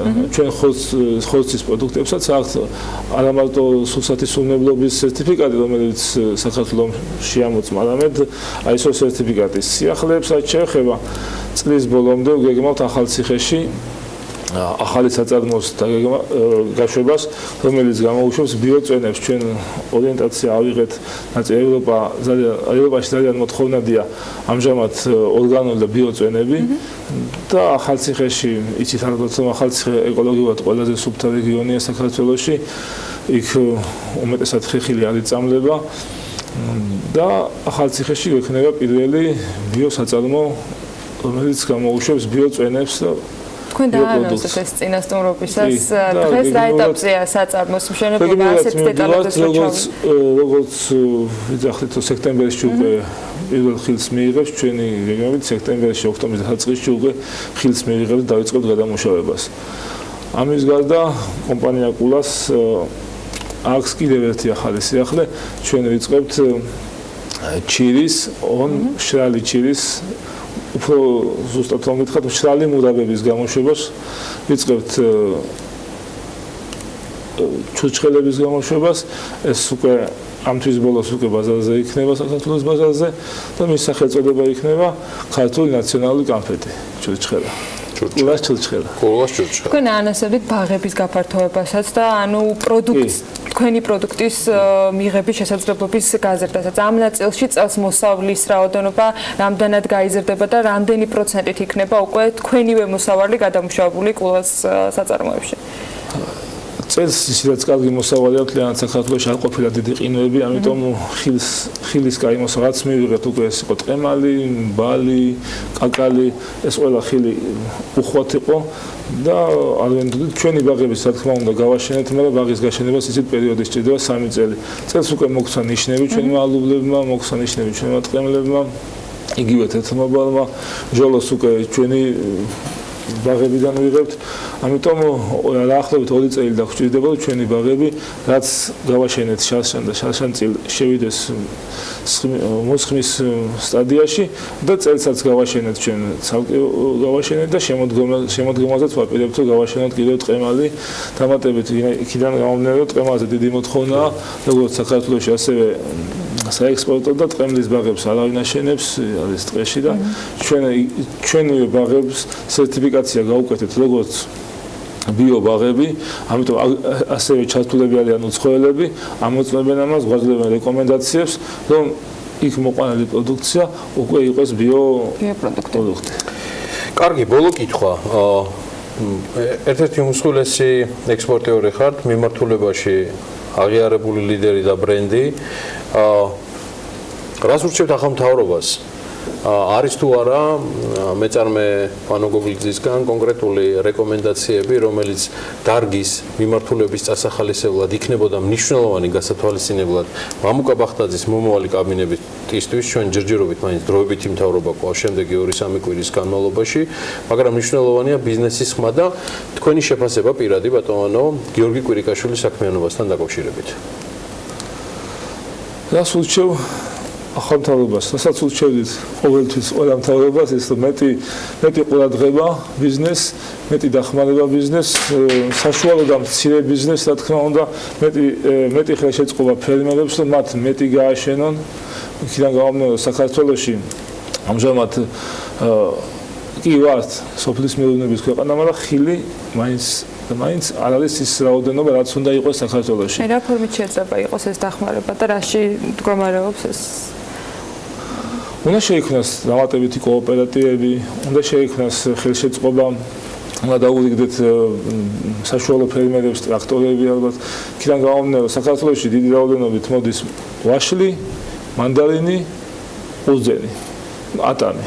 ანარჩენი რაოდენობა საქართველოში მცირეა. ვერ ვიტყვით, რომ იმდენია, რომ იგივე რაოდენობის უნდა მოდიოდეს იგივე ალუბალიც, იგივე თქვათ ჟოლოც, იგივე კომში, რომ მისი ექსპორტზე გატანა შეიძლებაოდეს და საქართველოშიც ფასები არ იყოს ისეთი, როგორიც ამჟამად არის.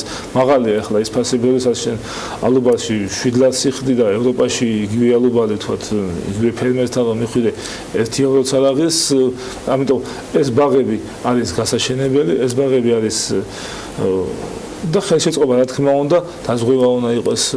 მე ვიცი ბევრი ფერმერი ჩვენ თვითონ არ დაგჭირდება, მაგრამ ბევრი ფერმერისგან ვიცი რომ რაღაცა დახმარებები სჭირდებათ რომ მათ გააშენონ და რა თქმა უნდა მომდევნო ეტაპი უნდა იყოს ამის გადასამუშავებელი საწარმოები, შემნახველი საწარმოები, რომ ადამიანი რომ მოიყვანს იმ პროდუქტს, არ უნდა გაყიდოს იმან ისეთ დაბალ ფასში, უნდა ქონდეს იმის საშუალება რომ მან ის შეინახოს და იმ პერიოდში, როდესაც ყველაზე უკეთესია ფასი ამ პროდუქტის, რომელსაც თვითონ თავისთვისაც მომგებიანი იქნება, იმ პერიოდში გააკეთოს მისი რეალიზაცია.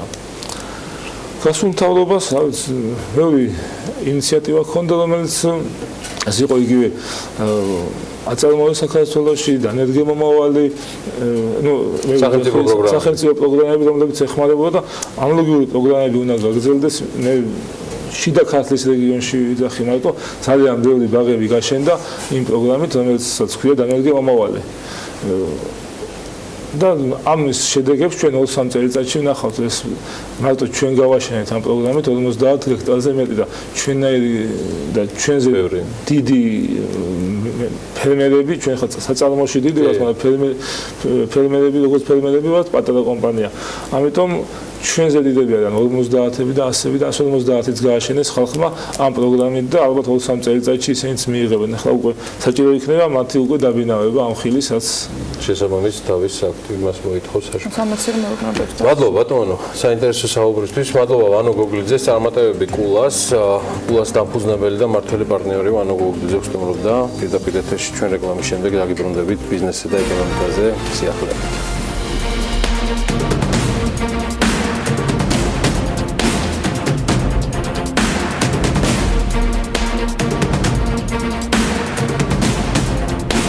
დაუსრულებელი მშენებლობების დასასრულებლად თბილისის მერია კომპანიებს შეღავათებს შესთავაზებს. რომანოვების სასახლის კომპლექსის რესტავრაცია, რეაბილიტაცია შემოდგომიდან დაიწყება. არჩილ გაჩეჩილაძის ინფორმაციით, სვანეთში ჰესის მშენებლობაზე შერიგება შედგა და სამუშაოები განახლდა.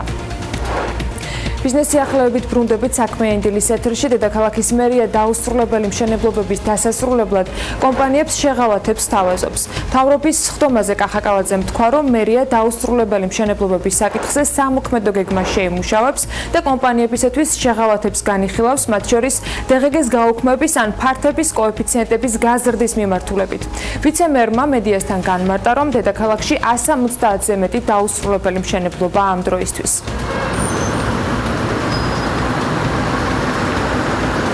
ეს პრობლემა, რომელიც აწუხებს მოსახლეობას, ადგილობრივ მოსახლეობას, იმიტომ რომ ყველა რაიონშია სამწუხაროდ ასეთი შენობა ნაგებობები, ერთის მხრივ სერიოზულ პრობლემას წარმოადგენს ქალაქის იერსახისთვის და მეორე ასევე სერიოზული პრობლემაა იქ მცხოვრები ადამიანებისთვის, იმიტომ ბევრი ადგილი და ლოკაცია, სადაც უკვე მშენებლობა დაწყებული იყო, საძირკველი ამოღებულია, რამოდენიმე სართული აშენებულია და გაჩერებულია წლების განმავლობაში, რომელიც ანტისანიტარის ბუდედ იქცა და ქვეწარმავლები და 1000 უბედურება ხდება იქ. ამიტომ დროულად რაც შეიძლება სწრაფად წარმოადგინეთ უკვე რა უნდა გაკეთდეს იმისთვის, რომ ეს პრობლემა იქნეს მოუგვარებული, დავეხმაროთ ამ სამშენებლო კომპანიებს, დავეხმაროთ დეველოპერებს. ცენტრალური ხელისუფლებიდან ჩვენ გვექნება საშუალება, რომ გარკვეულ საგადასახადო შეღავათებზე დღგ-ს კუთხით და სხვა საგადასახადო შეღავათებს ვისაუბროთ, ხოლო ჩვენ კი შეგვეძლება გარკვეული შეღავათები სამშენებლო ფართების ზომატების კუთხით განვიხილოთ. ზოგ შემთხვევაში იმისთვის, რომ მშენებლობა გახდეს კომერციულად საინტერესო, არის ხოლმე მოთხოვნა, რომ გაგრძელდეს მშენებლობა არა პირველადი სამშენებლო ფართებით, არამედ მომატებული სამშენებლო ფართებით. ესეც შესაძლო ერთ-ერთი ოპციაა, მაგრამ რა თქმა უნდა, იმ გარემოს გათვალისწინებით, სადაც ეს მშენებლობა მდებარეობს. მენეჯერთა ასოციაცია კახაკალაძის ამ ინიციატივაში საკმაოდ ბევრ პრობლემას ხედავს. როგორც ირაკლი როსტომაშვილი ამბობს, მისთვის კოეფიციენტების გაზრდა მიუღებელია. ბიზნესმენი ფიქრობს, რომ მერიამ არათანაბარ პირობებში კომპანიები არ უნდა ჩააყენოს. მშენებლობები, რომელიც ფუნდამენტის დონეზე არის და იმის გადაწყვეტა ძალიან რთულად მიმაჩნია და იმას უფრო ასე ვთქვათ ქირურგიული ჯარევა ჭირდება. ანუ მე მაინც გონია, რომ ესეთი მარტივი მიდგომით რომ კოეფიციენტები გავზარდოთ, ეს მიმაჩნია ძალიან ცუდ პროცედურა. დიახ, კოეფიციენტის გაზრდა პირდაპირ არის სიმჭიდროვის და ინტენსივობის გაზრდა კონკრეტულ ტერიტორიაზე, რომელიც მიმაჩნდა და ეხაც მიმაჩნია, რომ იყო შეცდომა და მე მგონია, რომ დღევანდელმა მერიამ ეს შეცდომები არ უნდა გაიმეორეს. მერიის წინადებას ირაკლი როსტომაშვილისგან განსხვავებით მიესალმებიან ოლიმპიური ვარსკვლავის წარმომადგენლები, რომელსაც მშენებლობა რამდენიმე წლის წინ შეუჩერდა. კომპანიაში ამბობენ, რომ მშენებლობის შეჩერება მათთვის დაკისრებულმა პოლიტიკურმა ჯარიმამ გამოიწვია, რომელიც 37 მილიონს შეადგენდა. ოლიმპიურ ვარსკვლავში ამბობენ, რომ წლები დასჭირდა მათთვის ეგრეთ წოდებული პოლიტიკური ჯარიმის ჩამოწერა, შემდეგ უკვე პროცედურებს მერიაში, რომელიც ჯერ საბოლოოდ დასრულებულიც არ არის. ლელა რაზიკაშვილი აღნიშნავს, რომ დაუსრულებელი მშენებლობის დასასრულებლად ინვესტორებს გარკვეული წახალისება აუცილებლად სჭირდებათ იმისათვის, რომ დაინტერესება ჰქონდეთ. ეს ინვესტორი, რომელიც შემოვა, დარწმუნებული უნდა იყოს, რომ მასზე არ იმოქმედებს არც პოლიტიკური, არც ეკონომიკური, არც ფისკალური კატასტროფა და შავი დღისთვის დაუშვათ თუ რამე მოხდა, მოგების მარჟა უნდა იყოს ისეთი, რომ ის არ გადაიჩეხება. ამიტომ შეიძლება ის მოტივირებული იმისთვის არ არის, რომ ბევრი მილიონი და 1 და 2 მილიონით მეტი მიიღოს. არა, ის უბრალოდ ფიქრობს ძალიან პრაგმატულად. ეს არის პრობლემური ობიექტი და რამე რომ მოხდეს კიდევ ქვეყანაში, მე უნდა მქონდეს რაღაცა მოგების მარჟა ისეთი კოეფიციენტით გაზრდილი, რესურსით გაზრდილი, რომ მე ამ კატაკლიზმებს გავუძლო. იმიტომ რომ მას უდევს მაგალითი წინ, რომ ჩვენ ვერ გავუძელით. დაუსრულებელი მშენებლობები არ ყოფილა ერთადერთი საკითხი, რაც გუშინდელ მთავრობის სხდომაზე განიხილეს. კახაკალაძემ არქიტექტურის სამსახურის განახლებულ სტრუქტურაზეც ისაუბრა და თქვა, რომ აღარ ფიქსირდება ვადაგადაცილებები ამ მიმართულებით, თუმცა ვერმა გააკრიტიკა ურბანული სამსახური, სადაც ჯერ კიდევ რჩება პრობლემები. ვიცე-მერის ირაკლი ხმალაძის განმარტებით კი ურბანულ სამსახურში პრობლემად რჩება არასაკმარისად დასაბუთებული გადაწყვეტილებები. კალაძემ დღის წესრიგში სკვერებში გარევაჭრების პრობლემას დააყენა და საბამის სამსახურებს დაავალა უზრუნველყონ ადამიანებისათვის ჯიხურების დადგმა.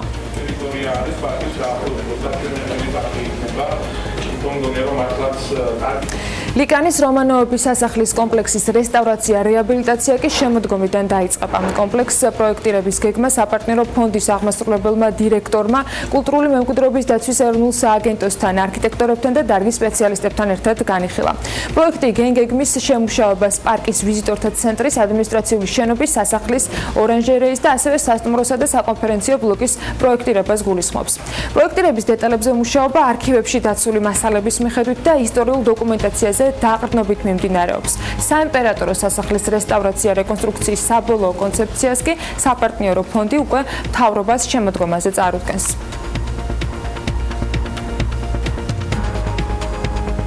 Georgian Global Utility ჯგუფის აღმასრულებელი ხელმძღვანელი ამბობს, რომ ჯერჯერობით მზის სადგურების მშენებლობა საქართველოში კომერციულად გამართლებული არ არის, თუმცა ეს დრო მალე დადგება. მზის ენერგიასთან დაკავშირებით მუშაობთ, რათა გამოვიკვლიოთ რა ფასად და როგორ შეიძლება იყოს ეს ხელმისაწვდომი და საინტერესო. ჯერჯერობით რაც ჯდება მშენებლობა მზის ენერგიის სადგურის ინდუსტრიულ დონეზე გამართლებულად არ მიგვაჩნია, ამბობს არჩილ გაჭეჭილაძე და აღნიშნავს, რომ მალე მოვა დრო, რადგან იაფთება მშენებლობის თანხები და როგორც კი შესაძლებელი იქნება კომერციულად გამართლებული იყოს პროექტი, პირველი ნაბიჯები ამ მიმართულებითაც გადაიდგმება. Georgian Global Utility-ს აღმასრულებელმა ხელმძღვანელმა BMG-სთან ასევე განაცხადა, რომ სვანეთში მესტია ჭალაჰესის მშენებლობა განახლებულია და ინტენსიური სამუშაოები უკვე მიმდინარეობს.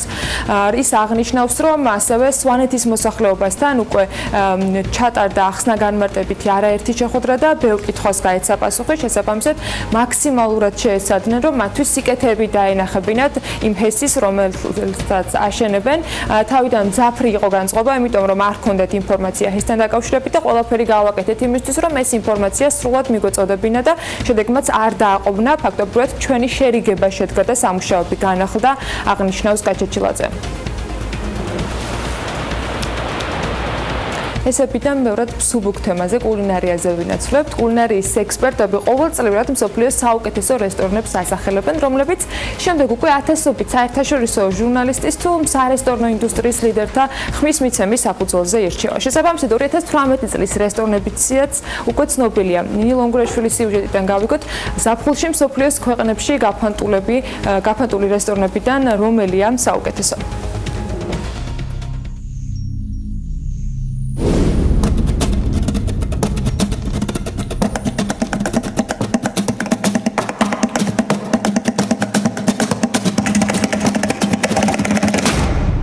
მსოფლიოს 50 საუკეთესო რესტორნიდან 10-ს ესპანური რესტორანი ხსნის. ასადურ ექსტებარიში კერძებს შეფმზარეული ვიქტორ არგინსონისი საკუთარი გამოგონილი შენარებებით ამზადებს და მისი სამზარეულოს მენიუ ხელმისაწვდომი ჯერჯერობით არავისთვისა.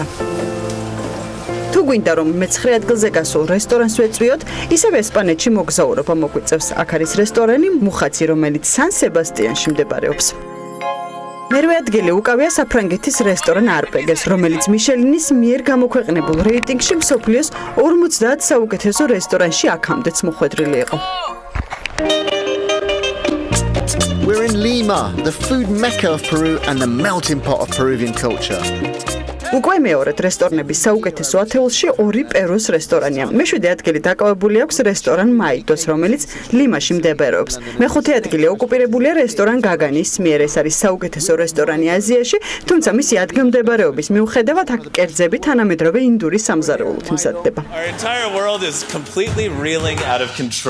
მე-4 ადგილზე ამჯერად წინა წლის ლიდერი ამერიკული რესტორანი 11 Madison Park-ი გახდა. რესტორნის სხვა ჯილდოებს შორის არის 3 მიჩელინის ვარსკვლავი და 4 ვარსკვლავი New York Times-ის მიერ.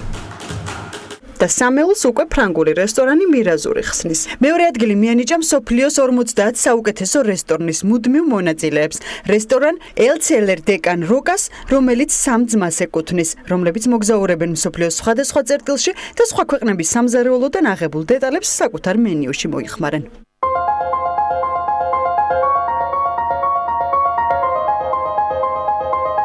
მსოფლიოს საუკეთესო რესტორნად და სამზარეულოდ იტალიური ოსტარია ფრანჩესკანა დასახელდა რესტორანი, სადაც ჯავშანი 4 თვით ადრე ხდება.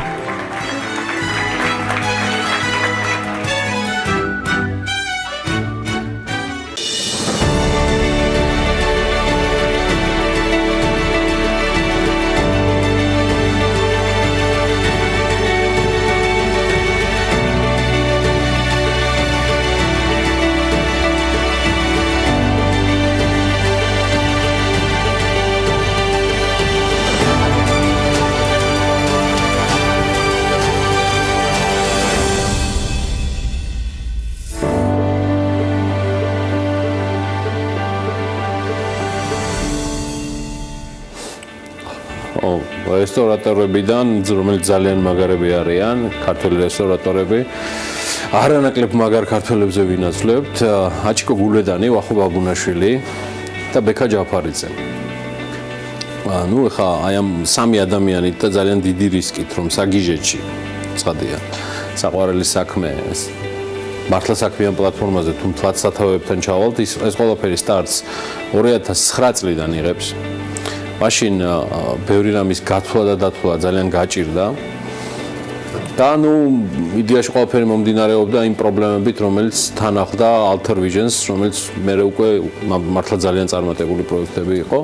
ღიაცის ქვეშ სცენაზე მოხვედრილი ვარსკვლავებით გამორჩეული ყოველწლიური ფესტივალი თბილისი Open Air-ი სწორედ აი ამ ადამიანებს ამ ტრიოს უკავშირდება და დროშით ძალიან კარგად დავამთხვიეთ ეს ყველაფერი.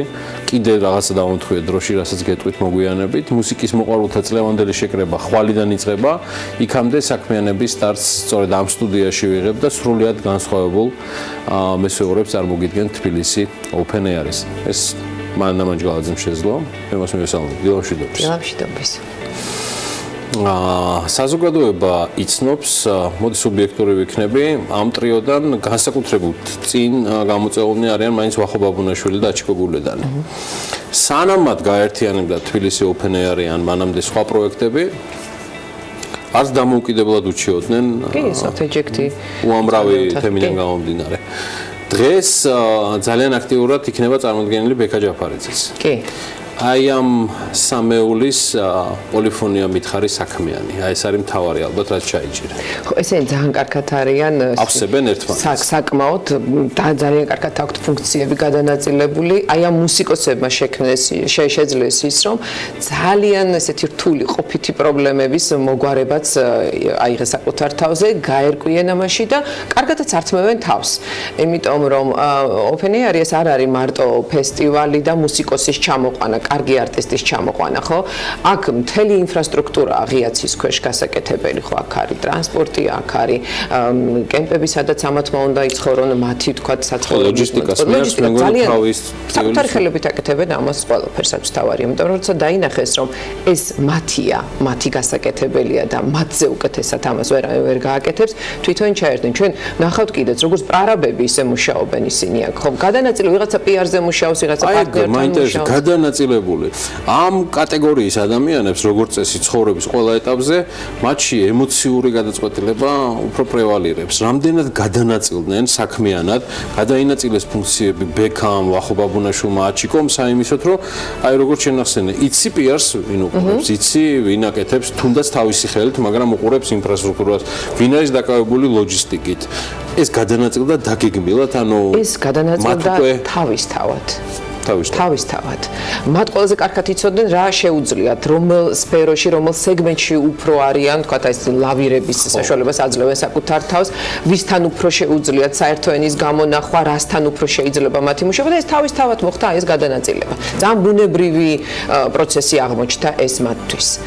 გამოწვევები ახსენე, რომელიც მათ უამრავი გაიარეს. სხვათა შორის არ დაიწყეს საუბარი ამ თემაზე, თქვენს რომ რამდენიმე საათში თვითონ ფესტივალი იწყება და აღარ გვინდა დავიბინძუროთ თავი ამ ყველაფრით. თუმცა ჩვენს წინ ვითარდებოდა ეს ყველაფერი, ხო? ის რომ თქვათ ხშირად ადგილი Open Air-ისთვის არ იყო, ის რომ ხშირად ალტერნატიული ფესტივალების შექმნეს, ის რომ დაფინანსების წყარო მიუხედავად იმისა, რომ ისინი ძალიან სწორად ფიქრობენ.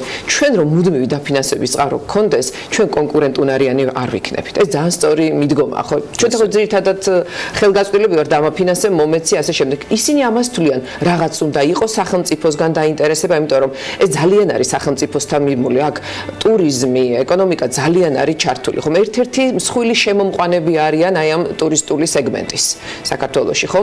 რეგიონში ძალიან ცნობილები და ცნობადები არიან უკვე, მათ ეს შექმნეს, ბრენდი შექმნეს უკვე, რომელსაც ანგარიშს უწევენ. და სოფლიოს ინდუსტრიულ მუსიკალურ უკაზეთს ჩვენ ორთავე ვიცით, რომ ბრენდის შექმნა ან ბრენდის ქონა ეს არ ნიშნავს გარანტირებულად, რომ ეს ბიზნესია და ეს წარმატებული ბიზნესია. ამდენი წლის ორომტრიალის შემდეგ მათ ბიზნესი შექმნეს. ხო, ეს ცოტა უცნაურია, იმიტომ რომ როცა ვეკითხებოდი, ვეუბნებოდი, რომ ეს ბევრგან არის ძალიან წარმატებული და დიდი ბიზნესი. დიდი მსხვილი ბიზნესი, ხო? თქვენ როგორ უყურებთ ამას? აი ეცინება და ამბობენ, კი, ეს საკმაოდ დიდი ბიზნესია, სერიოზული ბიზნესია, მაგრამ სხვათა საქართველოში უცნაურად ვითარდება. მთელი რიგი პრობლემების გამო, მათ შორის პოლიტიკური რაღაცა შეხედულებების გამო, რომ სტიგმასავით არსებობს და რომ სტერეოტიპებიც ნელ-ნელა ინგრევა, ესე ვფიქრობ, მაინც რაც უფრო ახალი თაობა მოდის. და თვითონაც ვფიქრობ, რომ სადღაც ეს სტერეოტიპები ამ ეტაპზე უკვე წაშინდა. განსხვავებულები არიან ერთმანეთისგან, მესეურები. კი, და ძალიან საინტერესოები არის, თუმცა საერთო აქვთ. აი ეს ძალიან დიდი სიყვარული აი ამ საქმის. ძალიან დიდი სიყვარული. კიდევ ის მოახერხე, რომ ორიოდე კვირის წინ ყავდა აქ. ახო ბაბუნაშვილი დღეს დაბადების დღეა. დაბადების დღეა. ახო გილოცავთ. მეც მანანაც, ანაც, ყველანი წარმატებები თბილისი Open Air-ს. ყველაზე მეტად რა მოფიქრებს იცი? ეტყობა შეიძლება აჩიკოს სიტყვები ჩამესმი, შეიძლება სხვა მგითხრა, რომ არ მინდა დავიბუნძურო ამბებითო, ხვალზე გიწყება ფესტივალიო. ძალიან ბევრი აქვს ცუდი გასახსენებელი. სუბიექტური დამოკიდებულებაც მათ შორის. არ არის ეს მათში დალექილი სხვა. მე ხო და მეორეს მხრივ ეს არის სახება, აი უპასუხე კიდევაც უკვე რა და მაინც ჯიუტად მიიწევენ წინ. ალბათ ეს არის გიორგი რასაც ქვია, როცა გიყვარს ის რასაც აკეთებ და ეს არის ალბათ ზუსტად საქმიანი ადამიანის დამოკიდებულება. და ისინი საქმიანები არიან. ძალიან საქმიანები არიან. არა მარტო მუსიკაში როგორც აღმოჩნდა. ბექა ჯაფარიძე, არჩილ გულედანი, ვახო ბაბუნაშვილი. თბილისი Open Air-ის მესვეურები და მანა მაჯგალაძის ამ კვირის საქმიანები. ნახოთ მათზე სიუჟეტი.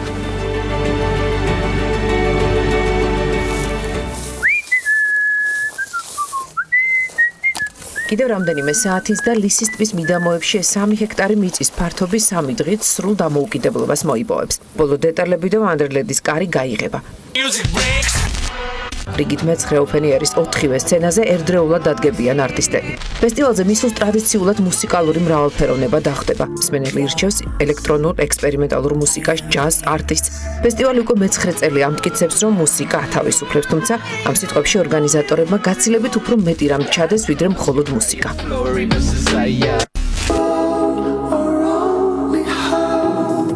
ფესტივალი დღეს უკვე თანამედროვე სლენგით თუ ვიტყვი და ჩექინებულია მუსიკალურ რუკაზე, როგორც დასავლური სტილის ფესტივალი ჩვენს რეგიონში. ბრენდი შეიქმნა, ფესტივალი შედგა, თბილისის Open Air-ს აქვს საერთაშორისო იმიჯი, პრესტიჟი, ცნობადობა, სტილი, ხელწერა და მიზნები.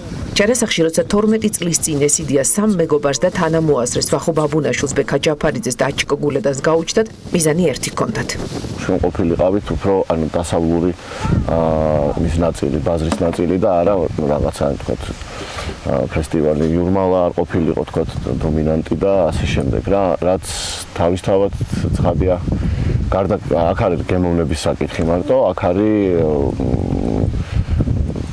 არსობრივი საკითხი, ფესტივალი მთავარი დანიშნულება არის ადამიანები, სხვადასხვა წარმოდგენებით, სხვადასხვა შეხედულებებით, სხვადასხვა მუსიკალური ნებისმიერი გემოვნებით, რომლებიც თანაცხოვრებენ ერთად ერთ სივრცეში. 12 წლის წინ თქვეს, რომ ეს არ იქნებოდა იურმალა. 9 წლის წინ კი დაარწმუნეს სახელმწიფო პარტნიორები, სპონსორები და პირველი საფესტივალო ქალაქი მოაწყვეს. მაშინ მხოლოდ ენთუზიაზმი იყო, დღეს უკვე გამოცდილებაც არის. Open Air-თან ერთად გაიზარდნენ ისწავლის შეცდომებზე, მაგრამ თავიდანვე იყო სწორად დაგეგმილი რამდენიმე ნაბიჯი, რაც მთავარია არ იყო ცრუმოლოდინი, რაც ყველაზე დიდ იმად გაცრუებას მოუტანდათ. ზუსტად იცოდნენ, რომ ეს უნდა ყოფილიყო რეგიონის მასშტაბით, რადგან აქ მიუხედავად ამერიკულ-ევროპული პროდუქტისა მსმენელი შორიდან ვერ ჩამოვიდოდა. რეგიონში გულისხმობ სომხეთს, აზერბაიჯანს, ირანს, თურქეთს, ნაწილობრივ პოლონეთსაც რეგიონში არ შედის, მაგრამ პოლონელები არიან ჩვენი სტუმრები, უკრაინელები, რუსები. ფესტივალს თავისი ხელწერა აქვს, თუმცა მუდმივად ითხოვს სიახლეს. წელსაც დახვდება მსვენელ სიახლე ჯაზის სტეიჯი. Open Air-ს მეოთხე ჯაზის სცენა დაემატა, სადაც ზურაბ კიკნაძის სტუდენტები დადგებიან. ფიქრობენ, რომ აქის ახალგაზრდაც გამოჩნდება, ვისი სწავლის დაფინანსებასაც შეძლებს ფესტივალი და ამით კიდევ ერთ სიახლეს დანერგავს. სცენაზე კი მთავარი არტისტი ქართველი ჰედლაინერი კაია კატაა. ეს ჰედლაინერი არის ჩემი ერთ-ერთი ყველაზე საყვარელი არტისტი რომან ფრიგელი. და ბევრი კარგი არტისტები დაემატებიან ასევე გერმანიიდან. მათიას მაიერი, ალექს ნიგემანი, სუპერფლუ იქნება და კიდევ სხვა მრავალი. ეხლა ვაწყობთ ამფითეატრს. ამფითეატრს ვაწყობთ. ესე დაიჭირე. ფესტივალი მარტო მუსიკა და არტისტი არ არის. ფესტივალი ღიაცის ქვეშ კიდევ ცალკე გამოწვევა. პროდაქშენი, ლოჯისტიკა, კარვების ქალაქი, ინფრასტრუქტურა, საცხოვრებლად, რელაქს ზონა, კვება, ტექნიკა, უსაფრთხოება, ტრანსპორტირება. 9 წლის განმავლობაში ფესტივალს არც ერთი მძიმე შემთხვევა არ ქონია. როცა ამ თემებზე საუბრობს, ბახოსული ხსენებს ერთ ფრაზას, რომელიც ფესტივალთან მუდმივად ასოცირდება. ერთმა ჩემმა მეგობარმა თქვა, კარგად, აქ ხალხი რომ მოდისო ფესტივალზე, open air-ზე, ისე იქცევა, როგორიც უნდა რომ საქართველო იყოსო და ძალიან სწორია. Alter Vision ჯგუფს ფუნქციები გადანაწილებული აქვს. ესეც გამოცდილება მოიტანა. მუსიკოსები მანამდე სრულიად უცხო საორგანიზაციო ტექნიკურ საქმეებს ინაწილებენ. ვახო მედიასთან, პიარსა და პარტნიორებთან მუშაობს. ბექა ჯაფარიძე დროებით მუსიკის წერას ივიწყებს და პრარაბი ხდება. აჩკო გულედანი ბიუჯეტსა და აღსრულებაზეა პასუხისმგებელი. დათო ცინცაძე 7 წლის წინ სტეიჯზე იდგა და უკრავდა. დღეს open air-ისთვის მთელ მსოფლიოში არტისტებს ეძებს, მართავს მოლაპარაკებებს და შემდეგ ბუკინგზე მუშაობს. ფესტივალიდან ფესტივალამდე 9 წელიწადი მარტო open air-ში მომზადება სჭირდება. როგორც წესი, ჩვენ დეკემბერში უკვე ვიწყებთ ძალიან ბევრ პროცედურას, რომელიც მე მოდის აი აქამდე. შარშან გავაკეთეთ ეგეთი რაღაცა, რომ აი როგორც ნახატი ისეთი ყოფილიყო ეს მთელი ფესტივალი და ეგეც გამოვიდა. წელს უფრო მაგარი იქნება, გაცილი. წელს გვაქვს კონცეფცია უფრო რაღაცა სოფელი, ასე თქვა, რაც თავისუფლების სოფელი. დღევანდელი ფესტივალი დაბალ ბიუჯეტიანია, თუმცა ეს open air-ისთვის ახალი თემა არ არის. ფიქრობენ, რომ რუბიკონი უკვე გადალახა ფესტივალმა, დროდადრო მაინც ხედავენ ინტერესებს და ხელი შეწყობის ნაცვლად ხელი შეშლას. 9 წლის განმავლობაში შეძლეს დაემტკიცებინათ, რა დატვირთვა აქვს open air-ს მუსიკალური ინდუსტრიის განვითარებისთვის, ეკონომიკისთვის, ტურისტული თვალსაზრისით, ქალაქის ქვეყნის იმიჯისთვის. ამის შეხსენება მაინც საჭირო ხდება. ფესტივალში ბევრი ისეთი კომპონენტია, რომელსაც კარგი ეკონომიკური ამოცანები შეგიძლია დაუსახო. ცუდია, როდესაც საერთოდ იგნორს გიწევდნენ, მაგალითად, ხო, წლები იყო, ბოლო წლები იყო, რამდენი ერთ ბოლო 3-4 წელი იყო, რომ თითქოს არ არსებობს ფესტივალი. ტურიზმის სტიმულირების ერთ-ერთ ყველაზე სერიოზულ და დიდ ღონისძიებას არ ახსენებ. და რის გამო არ ახსენებ? გასაგებია, რის გამოც არ ახსენებ, ხო? სტერეოტიპების გამო და მე მაინც გონია, რომ სტერეოტიპების გამო კი არა, უფრო ღრმად არის პრობლემა. თავისუფლების შიში აქვს ამ ხალხს. People of Tbilisi. Open air-მა პიკზე 40,000-ზე მეტი მსმენელის მობილიზება შეძლო. თავარი მსმენელი საქართველოს მოქალაქეა. აქტიურია რეგიონი, თავისუფლების 3 დღეს ყველაზე მეტად ირანს ხიბლავს. ფესტივალი საოცრად მგზნობიარია მცირე პოლიტიკური და ეკონომიკური რწმენების დროსაც კი. ვაშინგტონში გაკეთებული განცხადება ირანში ბილეთების გაყიდვაზე აისახება. ლარის კურსის მცირედი ცვლილება შემსრულებლის დონეს განსაზღვრავს. ეს ბიზნესია, ბიზნესი, რომელიც ყველგან თვლადია. ბევრგან მომგებიანი, მაგრამ საქართველოში მაინც უცნაურად ვითარდება. ეს ბიზნესი არის ზოგადად სოფლიოში, ჩვენთან ეს ბიზნესი ჯერ არ არის, როგორც ბევრი სხვა რამ, მაგრამ ეს ბიზნესი იქნება აუცილებლად. არა მხოლოდ ჩვენი დამსახურებით, არამედ კიდევ სხვა ფესტივალების, რომლებიც საქართველოში ტარდება, იმიტომ რომ რაღაც ჩვენ პატარა აგურს ვდებთ ამ ბიზნესის მშენებლობაში. როცა ვუდსტოკების მძაფრმა იდეამ თავისი გზა იპოვა და მუსიკალური ფესტივალი შექმნაზე დაიწყეს ფიქრი, გეოგრაფია სწორად განსაზღვრეს და არასწორი მოლოდინები არ შეიქმნეს. ფესტივალი დიდი ბიზნესია, ტურისტების ნაკადი, ქვეყნის რეკლამა, მუსიკალური ინდუსტრიის ნაწილი, კულტურის ექსპორტი, ორგანიზატორების ყველაზე დიდი სტიმული კი ფესტივალის შემდეგ გამოხმაურებები. იცი რა მომწონს ხოლმე, აი როდესაც ფესტივალის მერე რო წერენ. მადლობებს კი არა, შეგრძნებას რო წერენ. ძალიან ისე ესე ვიტყვი რა, გავაერთიანებ ყველას ერთად, რომ 3 თავისუფლების 3 დღე მქონდა. 3 დღის განმავლობაში ლიზე მუსიკალური ავტონომია ცხადდება, შემდეგ იწყება დრო ფესტივალიდან ფესტივალამდე. მაგრამ ამ შუალედში გაჩნდა ახალი ქობულეთის ოზონ ფესტი. აგვისტო ბრენდების თვიაწლების შემდეგ სცენაზე soft eject-ი ბრუნდება. მწვანე ოთახი დაუკრავს, DDT ისევ ჩამოვა. მანამდე კი open air-ი სოციალურ ქსელში გაფრთხილებთ. აგვისტო დაგეგმეთ, მაგრამ open air-ი არ გამასოთ. მერე ინანებთ.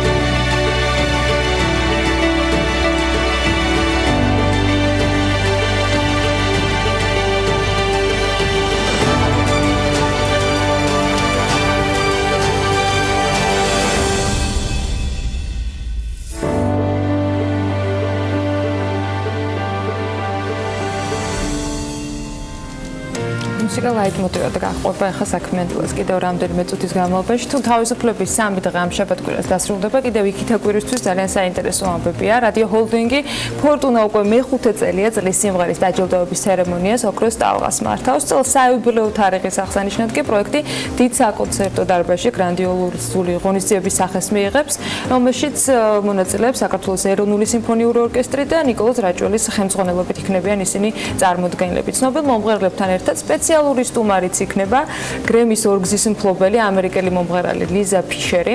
საიუბილეო ოქროს ტალღის დეტალებზე უკვე სტუმრები მეტს ისაუბრებენ და უფრო ბევრს საინტერესო დეტალს გვეტყვიან. მაია მაზენაშვილს რადიო ჰოლდინგ ფორტუნას მარკეტინგის დირექტორს და თათა სადრაძეს ფორტუნას საზოგადოებასთან ურთიერთობის სამსახურის ხელმძღვანელს მასპინძლობ საქმიანი დილის სტუდიაში. მათ კარგად აქვს დასწრელი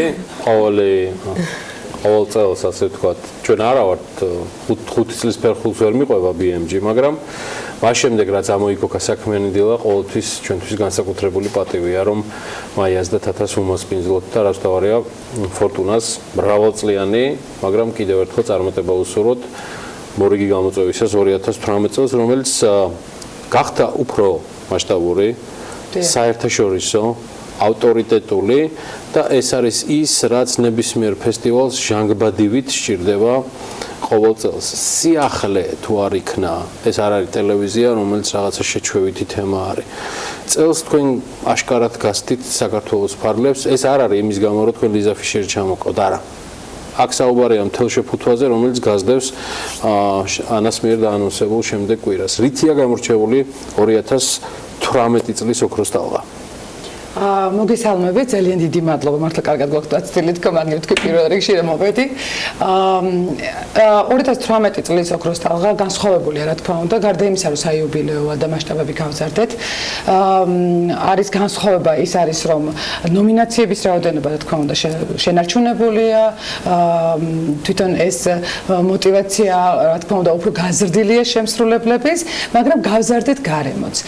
ეს იმას ნიშნავს, რომ უკვე მოსახლეობასაც და ადამიანებს, რომლებიც არ არიან შემსრულებელი, შეუძლიათ უკვე ამ ხელა ღონისძიებას დაესწრონ და მიიღონ სიამოვნება ამ არაჩვეულებრივი ღონისძიებით.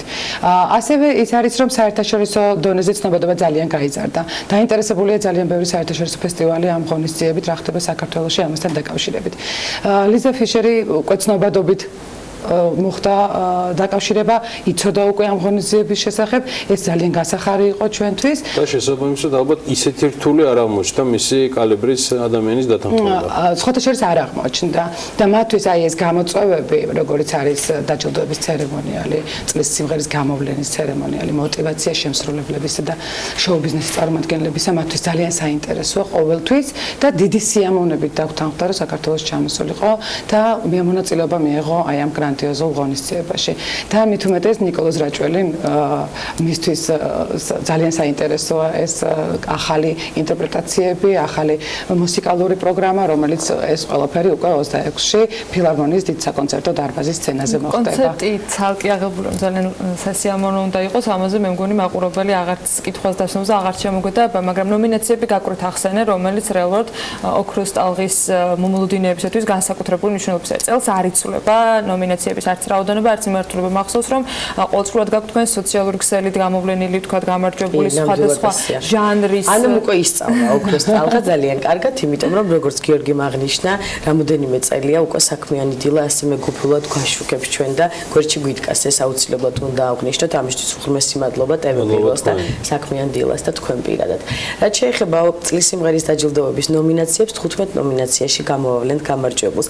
ტრადიციული ნომინაციები გახლავთ წლის მომღერალი ქალი, წლის მომღერალი მამაკაცი, წლის ჯგუფი, ანსამბლი და ის კითხვა, რომელზეც პასუხი მინდა ახლა პირდაპირ ეთერში გავცე და დარწმუნებული ვარ ჩვენი მაყურებელი დაინტერესდება ამ ყველაფრით, ეს არის ხალხის რჩეული ნომინაცია, რომელსაც დღესაც კი შეგიძლიათ რეალურად 24 ივნისის ღამის 12 საათამდე ნებისმიერ მსურველს საკუთარი საყვარელი მომღერლის ხმის მიცემის პროცესი უხანგრძლივდება 24 ივნისის ჩათვლით კიდევ ერთხელ აღნიშნავ და 24 საათში ერთი ID-დან ერთი ხმის წვლის მიცემა შესაძლებელი. გაიზარდა მაჩვენებელი, გაიზარდა სიმღერების რაოდენობა, როგორც პროცენტულად, ასევე ბუნებრივია რაოდენობრივად.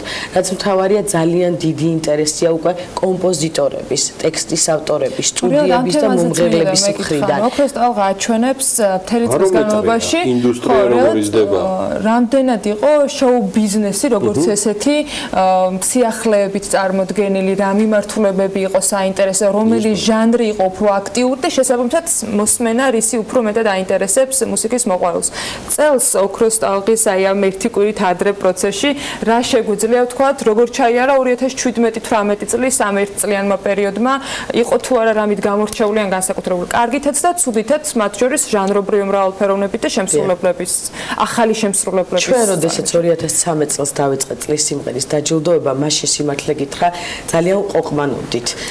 ყოფმანობდით რა კუთხით, არ იყო ძალიან დიდი რაოდენობის ქართული სიმღერა შექმნილი იმ დროისთვის და გვინდოდა სწორედ ეს იყო სტიმული წლის სიმღერის დაჯილდოების და ჩვენი გენერალური დირექტორის და შემდეგ უკვე ჯგუფის შეკრებით გადაწყდა, რომ რატომაც არა დავიწყოთ იმისთვის, რომ კიდევ და კიდევ უფრო მეტი სიმღერა შემოვიდეს. სხვათა შორის გაამართლა და შეიძლება ითქვას, რომ თქვენი პროცენტული მაჩვენებლებით 100%-ით გაამართლა, რადგან თითქოს ძალიან დიდი სტიმული მიეცათ იმ ადამიანებს, რომლებზეც რამოდენიმე წამის წინ საუბრობდი, ეს მათთვის გახდა სპეციალურად გასაკეთებელი საქმე, არა მხოლოდ იმიტომ, რომ მათ ეს სიამოვნებს, ჩართულები არიან, არის დიდი კონკურენცია, ჩანსაღი კონკურენცია, რა თქმა უნდა, აღნიშნავ და ჩვენ ვართ უბედნიერესები. ჩვენ სიმღერების გარეშე ვერ ვიარსებებთ, ისინი ჩვენს გარეშე ვერ არსებობენ. ამიტომ ხელი ხელს ბანს, სწორედ აი ამ გამოთქმის კი, ნამდვილად ასეა. მითხარი ცოტა მეტი ჩართულობაზე პარტნიორების. ერთის მხრივ ფორტუნას ტრადიციული პარტნიორები, რა ძალიან მნიშვნელოვანია, მაგრამ პირადად თქვენთვის ჰოლდინგის დირექტორისთვის, რამდენად ეხლა მე ჩემ ინდიკატორს დავთვლი, ამ ყველაფრიდან გამომდინარე, რამდენად აქტიურობდა ბიზნესი, რამდენად წამოვიდა ახალი სპონსორები, საიმისოთ, რომ წლის ერთ-ერთ ყველაზე ტირაჟირებად ღონისძიებაზე განთავსებულიყვნენ და ან, ნუ, რა ვიცი, ეხლა ნებისმიერი ფორმით გამختარიყვნენ თქვენი მხარდამჭერები. ზოგადად ფორტუნას ვიცით, რომ ძალიან კარგი არაჩვეულებრივი პარტნიორები ყავს, გრძელვადიანი პარტნიორები ყავს და ცნობადობა იმდენად გაზრდილი იყო ოქროს ტალღასთან დაკავშირებით, რომ თვითონ აი ეს თემა, რომ გვერდზე დადგომასთან დაკავშირებით, პარტნიორობასთან დაკავშირებით არ გაუჭირდა ასე თუ ისე კომპანიას, თუმცა მომავალ წელს უფრო ალბათ, უფრო მეცაც ველოდებით. არ ვიცი უფლება მაქვს თუ არა დავასახელო, ძალიან დიდი მადლობა მინდა მოუხადო იმ კომპანიებს, რომლებიც გვერდზე დაგვიდგნენ, განსაკუთრებით თეგეტა მოტორსი, M კვადრატი, რომელიც გვერდზე დაგვიდგენ, არ მინდა ვინმე გამორჩეს. ოფის ერთი პანორამა, ახალი ნათება, რომელიც არაჩვეულებრივი კომპანია. ეკენი ჩვენები არიან, ყველაფერი კომპანიებია ჩათვალეთ, თურქიშის ავიაკომპანია ომეგა MBR, რომელიც დაცვას უზრუნველყოფს, აი არაჩვეულებრივი ადამიანები არიან. M კვადრატი საკუთარი კომპანია დაავიწყდა, ყველა კომპანია ახსენე. M კვადრატი თქვი, მინდა გითხრა. არაჩვეულებრივი კომპანიები ყავს გვერდზე და რა არის აი ტრადიციად მოყვება ჩვენი გვერდზე დგომა.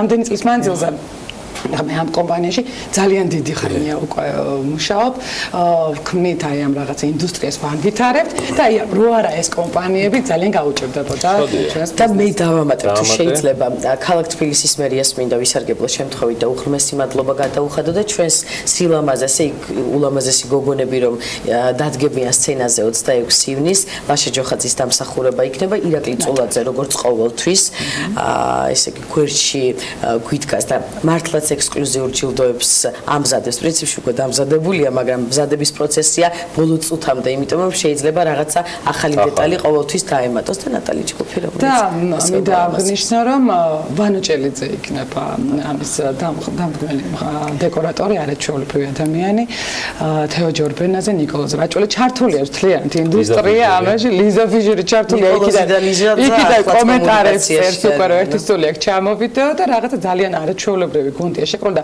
პირველ რიგში ძალიან დიდი მადლობა მინდა გითხრათ თქვენ მედიას, რომელიც გვერდში გვიდგახართ. პლუს ამას მინდა რომ მადლობა გადაუხადო ჩვენს კომპანიის მენეჯერს, გენერალურ დირექტორს თამარ ჩიგოგიძეს, ჩვენ სტაფს, რომ შემოიხედოთ, აი რა ხდება კომპანიაში. სიამაყით ვივსები. ბოლო შემაჯამებელი კითხვით შემდეგზე. როდის ექნება საშუალება განსალაღიწეს რომ უმასპინძლოს თამარ ჩიკოგიძეს მე ვიცი რომ ქალების ნარატივი ემზადება მისი მასპინძლობა კი ჩვენ ვისაუბრეთ ამასთან დაკავშირებით გუშინ სწორედ მაშინ როდესაც ძალიან ბევრი ინფორმაცია გავეცი წლის სიმღერის დაჯილდოებასთან დაკავშირებით და გადაწყდა რომ შემაჯამებელი გადაცემა გაკეთდება მაშინ როდესაც 15 ნომინაციაში გამარჯვებულებს გამოვავლენ და რაც მთავარია წლის სიმღერის ტიტულის ესე იგი გამოვლენის შემდეგ ვინ დახტება წლის სიმღერა 2018 აი ამ ტექსტებით შემდეგ უკვე ქალების ნარატივში აუცილებლად გავდეთ თამარი კეცავა. მოკლედ ძალიან დიდი მადლობა. მადლობა თქვენ. მადლობა მაია მაზანაშვილს, მადლობა თათა სადრაძეს. წარმატებები რადიო ჰოლდინგ ფორტუნას, მარკეტინგის დირექტორი ამ ჰოლდინგის და საზოგადოებასთან ურთიერთობის სამსახურის ხელმძღვანელები სტუმრობდნენ. წარმატებულ დღეს გისურვებთ. მოკლედ რეკლამაზე გავალთ და ჩვენი კიდევ ერთი პარტნიორი ტერაბანკი თავისი ძალიან ბევრი სიახლით ეს ის შემთხვევა არის როცა მე ტერაბაიკით არ ვიქნები ამაზე დასაწყისში ვისაუბრე აქ ჯერ მაგის მასშტაბები არ ყოფნის მაგრამ პირობას გაძლევთ მალე ტერაბაიკიც იქნება რეკლამის შემდეგ გიბრუნდებით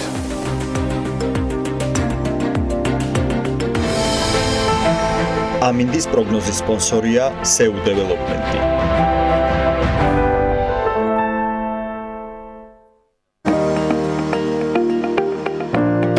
პროგნოზის სპონსორია სადაზღვევო კომპანია უნისონი. თავისუფალი დაზღვევა თქვენი სიმშვიდისათვის.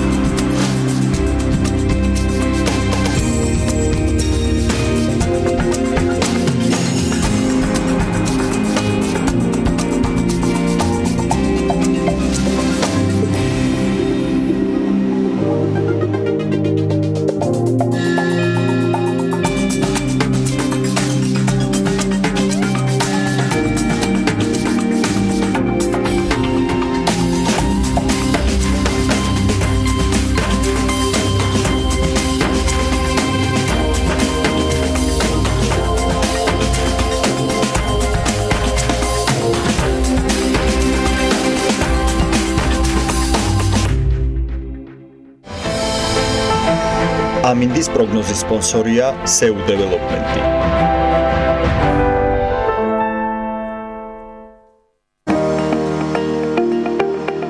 ამინდის პროგნოზის სპონსორია სადაზღვევო კომპანია უნისონი.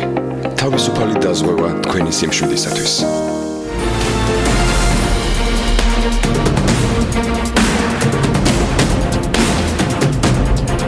ეროვნული ბანკის ბოლო განახლებული აპრილის მიმოხილვის მიხედვით ეროვნულ ვალუტაში გაცემული სესხები 2%-ზე მეტად გაიზარდა, მან თითქმის 10 მილიარდიან ნიშნულს მიუახლოვდა, 9 მილიარდ 970 მილიონი შეადგინა. უცხოური ვალუტით გაცემული სესხების მოცულობა კი აპრილში შესაბამის წინა თვესთან მიმართებით არის გაზრდილი 12 მილიონ 100,000 დოლარით. აქ ნაკლები არის მატება, თუმცა მზარდია, აქაც არის 0.2%. ჯამში სესხებმა ვალუტაში 5 მილიარდ 120 მილიონი შეადგინა. აი, რაც შეეხება დეპოზიტებს ამავე ანგარიშით, ანუ აპრილში წინა თვესთან შედარებით საბანკო დეპოზიტები, ვალდებულებები 273 მილიონი ლარით არის გაზრდილი და დეპოზიტები უტოლდება 19 მილიარდ 900 მილიონიან ნიშნულს. აქაც მალე 20 მილიარდს მივახცევთ.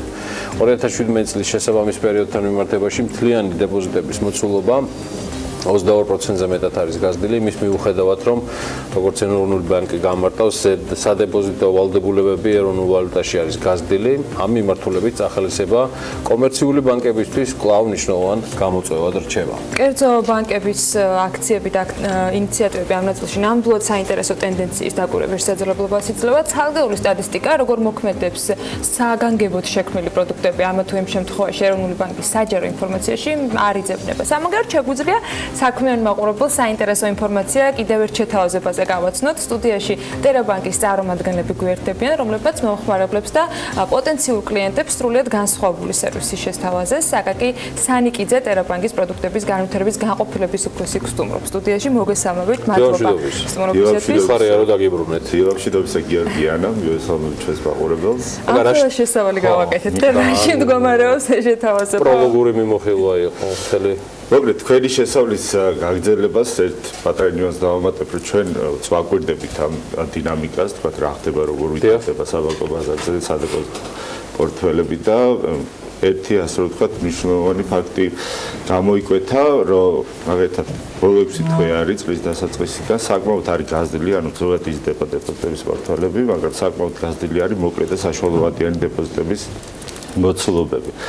Ну, ზოგადად შეგვიძლია ვივარაუდოთ, რომ ეს განპირობებული არის იმით, რომ საბანკო სექტორში განაკვეთები დეპოზიტებზე შემცირებული არის გასულ წლებთან შედარებით და მომხმარებლებიც სავარაუდოდ მოკლევადით ათავსებენ ამ დეპოზიტებს, იმიტომ რომ ელოდებიან, რომ რაღაც კარგი შემოთავაზება იქნება ადრე თუ გვიან და მე უფრო სარფიარად ალტერნატივების ბევრი არ არის სამწუხაროდ. დიახ, და სარფიარად დააბანდებენ ამ თავიანთ დეპოზიტებს. შესაბამისად ამ ფაქტების გათვალისწინებით და ზოგადად რა ვითარებაც არის და რა ფიდბექიც გვაქვს ჩვენი კლიენტებისგან, ჩვენი ახალი აქცია მოვამზადეთ, რომელიც რა თქმა უნდა პასუხობს დეპოზიტარის მთავარ კითხვას, რომ მიიღოს ყველაზე მაღალი სარგებელი და შესაბამისად გამოტანილი გვაქვს ჩვენი სადეპოზიტო პროდუქტები, რომლებიც ქართულ საბანკო ბაზარზე ყველაზე მაღალი განაკვეთებით არის წარმოჩენილი. ესენი არის როგორც დეპოზიტარებისთვის ნაცნობი, თქვათ, ვადიანი და სადეპოზიტო სერტიფიკატის ტიპის დეპოზიტები. ასევე გვაქვს სიახლე, რომელიც გულისხმობს დეპოზიტების პორტირების კამპანიას, ანუ აქ იგულისხმება, რომ პორტირების ხარჯების ანაზღაურებას მოახდენთ კლიენტისთვის და გვაქვს ეს ნიშნულობა რომელი ბანკიდან იქნება თუ ან თქვენ ბანკში მოხდება დეპოზიტის სახის შეცვლა ან ვალუტის შეცვლა, რომელ ვალუტაში ეს დეპოზიტი ყველაფერი. აქ იგულისხმება პორტირების შემთხვევაში იგულისხმება სხვა ბანკიდან დეპოზიტების პორტირება. ასევე გვაქვს ფლექს ანაბარი, რომელიც განკუთვნილი არის ისეთ დეპოზიტარზე, რომელმაც არ იცის ზუსტად რა ვადით განათავსებს თანხას ანაბარზე, მაგრამ უნდა რომ უფრო მეტი სარგებელი დაერიცხოს, ვიდრე ჩვეულებრივ სტანდარტულ შემნახავ ანაბარს აქვს და კიდევ გვაქვს სიახლე კონვერტირებადი ანაბარი. რა განასხვავებს სანამ შემდეგზე გადავალთ, რა განასხვავებს ფლექს ანაბარს ჩვეულებრივ სტანდარტული ანაბრისაგან, რომელიც თან გამოყენების შესაძლებლობას იძლევა თანხის როგორც მივხვდი, ხო? ფლექს ანაბარი არის ვადიანი ტიპის ანაბარი, რომელიც იხსნება 1 წლის ვადით, მაგრამ ნებისმიერ პერიოდზე ერიცხება იმ ვადის შესაბამისი პროცენტი, რა ვადითაც იყო განთავსებული დეპოზიტი, ვადის თვის თავზე თუ დაირღვა ან 6 თვის თავზე დაიწყება 6 თვის შესაბამისი პროცენტები, რაც გაცილებით უფრო მაღალი არის, ვიდრე თქვა შემნახველი ტიპის ანაბარზე განთავსებული სახსრები. და დავასრულებ, გვაქვს კიდე კონვერტირებადი ანაბარი, რომელიც ძალიან საინტერესო ანაბარი არის, ძალიან სახალისოც არის და აზარტულიც, იმიტომ რომ მომხმარებელს აქვს შესაძლებლობა, რომ ნებისმიერ დროს თავის შეხედულებისამებრ აკონვერტიროს ეს თანხა თავის იმებში და გარდა საპროცენტო შემოსავლისა შეუძლია მოიგოს, ასე რომ ვთქვათ, კონვერტაციიდან მიღებული. და თან ანაბრის სტატუსი ინარჩუნებს? რა თქმა უნდა, ეს არის თან ანაბრის ძალიან როგორ ითვლება საპროცენტო მოგება ეს პირველი შენატანი თითლობა თუ ის რა ქვია, შემდეგ უკვე საბოლოო ანაბრის ვადა ამოიწურება? ანაბარს ერიცხება შესაბამის თვეებში განთავსებული, ანუ მაგალითად 4 თვე თუ ლარში არის 4 თვის განმავლობაში ლარის შესაბამისი განაკვეთი ერიცხება, მერე დოლარში თუ არის დოლარის შესაბამისი განაკვეთი და ასე შემდეგ. ანუ გატანის მომენტში ნებისმიერ ვალუტაში შეუძლია აკონვერტიროს ეს თანხა და გატანის მომენტში რაც იქნება დაფიქსირებული ეს ყველაფერი აკუმულირდება და მაგრამ ძალიან საინტერესო ანაბარია. სხვადასხვა რაკურსში ახსენე სადეპოზიტო სერტიფიკატი. რა ტიპია? აი, ცოტა მეტი მინდა რომ აუხსნათ მაყურებელს, რას წარმოადგენს თვითონ სადეპოზიტო სერტიფიკატი? კი ბატონო, სადეპოზიტო სერტიფიკატი ეს არის დეპოზიტების ერთ-ერთი ტიპი, რომელიც გულისხმობს, რომ ბანკსა და მეანაბრის შორის შეთანხმებული ვადა კაცრად არის გაწერილი. ანუ ასეთ დეპოზიტების დარღვევა ცოტა შეზღუდული არის და გართულებული. განსხვავებით, ვთქვათ, ვადიანი ტიპის ანაბრისა, რომლის დარღვევაც მარტივად ხორციელდება. თუმცა ამ დაურღვევლობის პრინციპის გათვალისწინებით სადეპოზიტო სერტიფიკატის ყოველთვის ყველაზე მაღალი განაკვეთი ერიცხება, ვთქვათ, სხვა საანაბრე პროდუქტებთან მიმართებაში. აქედან გამომდინარე ძალიან საინტერესო და მყარი, ასე რომ ვთქვათ მითხარი მთავარი, ანუ რა არის ის კონკურენტული უპირატესობა, როცა ტერა თავის კლიენტებს თავაზობს პორტირებას, დიახ, ეს რომელიც ძალიან მნიშვნელოვანია. ადამიანებმა უნდა იცოდნენ, რომ ბანკიდან ბანკში გადასვლა არ ხდება უფასოდ. მე არ მინდა რაღაც დეტალებში ჩასვლა, მაგრამ პროცესი რო აღწერო, რა ტიპის უპირატესობები აქვს ტერა შეთავაზებული. ესე იგი, მე მგონი პირველები ვართ ქართულ საბანკო ბაზარზე, ვინც მსგავს სერვისს თავაზობს მომხარებელს და პორტირების აქცია არის დეპოზიტარისთვის საუკეთესო შემოთავაზება დღეს და ისევ. და რას გულისხმობს ეს? მაგალითად, თუ დეპოზიტარს აქვს გახსნილი ანაბარი თებერვალში, და თუნდაც დღეს ჩვენი ეთერით გაიგო ტერაბანკის აქციის შესახებ, შეადარა განაკვეთები მისი არსებული და თქვა რა შეიძლება მიიღო ტერაბანკში და დააპირა პორტირება ტერაბანკში. ასეთ შემთხვევაში ტერაბანკი ერთი რომ ამ კლიენტს სრულად აუნაზღაურებს იმ სარგებელს, რაც უნდა მიიღო მომსახურე ბანკში თავის მიმდინარე პროცენტებით და მეორე, რა თქმა უნდა, მიიღებს გაცილებით მაღალ სარგებელს უკვე ტერაბანკში გასხნილ ანაბარზე. აი, კონკრეტული მაგალითი რო განვიხილოთ, თუ მე თებერვალში მქონდა 1 წლიანი ანაბარი გახსნილი რომელიმე ბანკში. გარდა იმისა, რომ რამდენიმე თვიან, 3 თვიან თქვათ სარგებელს ანაზღაურებს ტერაბანკი, ახლიდან იწყება ჩემი 1 წლიანი ანაბრის ათვლა უკვე ივნისიდან, თუ გაგრძელება ხდება, რა პროცესი არის? ტერაბანკში უკვე პოსტფაქტუმ ანაბარი რო გაიხსნება ეს კლიენტის ნებასრულზე არის დამოკიდებული და შეუძლია 3 თვიდან 24 თვემდე ნებისმიერ ვადით გახსნას ანაბარი, უბრალოდ პორტირების შემთხვევაში ჩვენ დავუთვლით, რომ ეს სარგებელი რაც უნდა მიიღოთ, თქვა 12 თვის განმავლობაში მას დაუფინანსებთ და შესაბამისად მოახდეს შეუძლია უკვე ის თანხა როგორც დეპოზიტს დაამატოს, ასევე პირადი ბიზნესისთვის განსაზღვროს. უბრალოდ ერთ-ერთი მთავარი პირობა პორტირების შემთხვევაში არის ის, რომ დეპოზიტი აუცილებლად უნდა იყოს გასული 2018 წელს და მომხმარებელმა უნდა წარმოგვიდგინოს ან ხელშეკრულება, ან ბაჩვენოს ლავის დეპოზიტი ინტერნეტ მნიშვნელობა არ აქვს? ვალუტასაც არ აქვს მნიშვნელობა, სამ ვალუტაში იხსნება ანაბრები, ეს არის ლარი, დოლარი, ევრო, შესაბამისად ვალუტებს თავისი განაკვეთები აქვს. აკა, ბოლო კითხვა ჩემი მდგომარეობის შემდეგში, თქვენი შეთავაზების კასკადი, ეხლა რაც გავიარეთ ამ სტუმრობისას ეთერით. ეს ვადიანია, რაღაცა პერიოდი იმოქმედებს, თუ ეს უკვე ღია დეკლარირებულია და მუდმივად იქნება ბანკის მხრიდან? ჩვენი ზოგადად აქციებთან მიმართებაში გვაქვს შედეგი მიდგომა და პრაქტიკაც რომ რაღაც კონკრეტული ვადით გვაქვს ხოლმე ანონსირებული, თუმცა მე მოთხოვნიდან გამომდინარე იწევს პროლონგაცია. ამჟამად ეს აქცია და ანონსებული გვაქვს ჩვენ რომ თვის ბოლომდე უნდა გაგრძელდეს, 15 მაისს დაიწყო და თვის ბოლომდე იქნება, თუმცა მომხმარებლების აქტიურობიდან გამომდინარე არ გამორიცხავ რომ გაგრძელდეს და კიდევ უფრო გავაფართოვოთ ჩვენი. კარგი. ნახოთ, შეიძლება ივლისში კიდევ ერთხელ მოგვიწიოს ამ თემის და მონაგარის დაჯამება ერთად სტუდიაში, გაგაგის ანიკიძესთან ერთად იგი ტერაბანკის პროდუქტების განვითარების განყოფილების შეფი გახლავთ. მე მადლობა მინდა გადაუხადო ტერაბანკს და მის ერთ-ერთ მენეჯერს, ტოპ მენეჯერს მობრძანებისთვის, წარმატებები თქვენ. დიდი მადლობა. ველი ყველას ტერაბანკში. აი, საქმე. გავიდეთ რეკლამაზე. გავაცილებთ სტუმარს და სულ მალე გიბრუნდებით უკვე ფექტ-მეტრის რუბრიკით. მას უკვე ბექაბაციკაძე შემოვერთდება და ცხადია ფექტ-მეტრი წარმოუდგენელია ზაზა აბაშიძის გარეშე. სულ მალე რამდენიმე წუთში.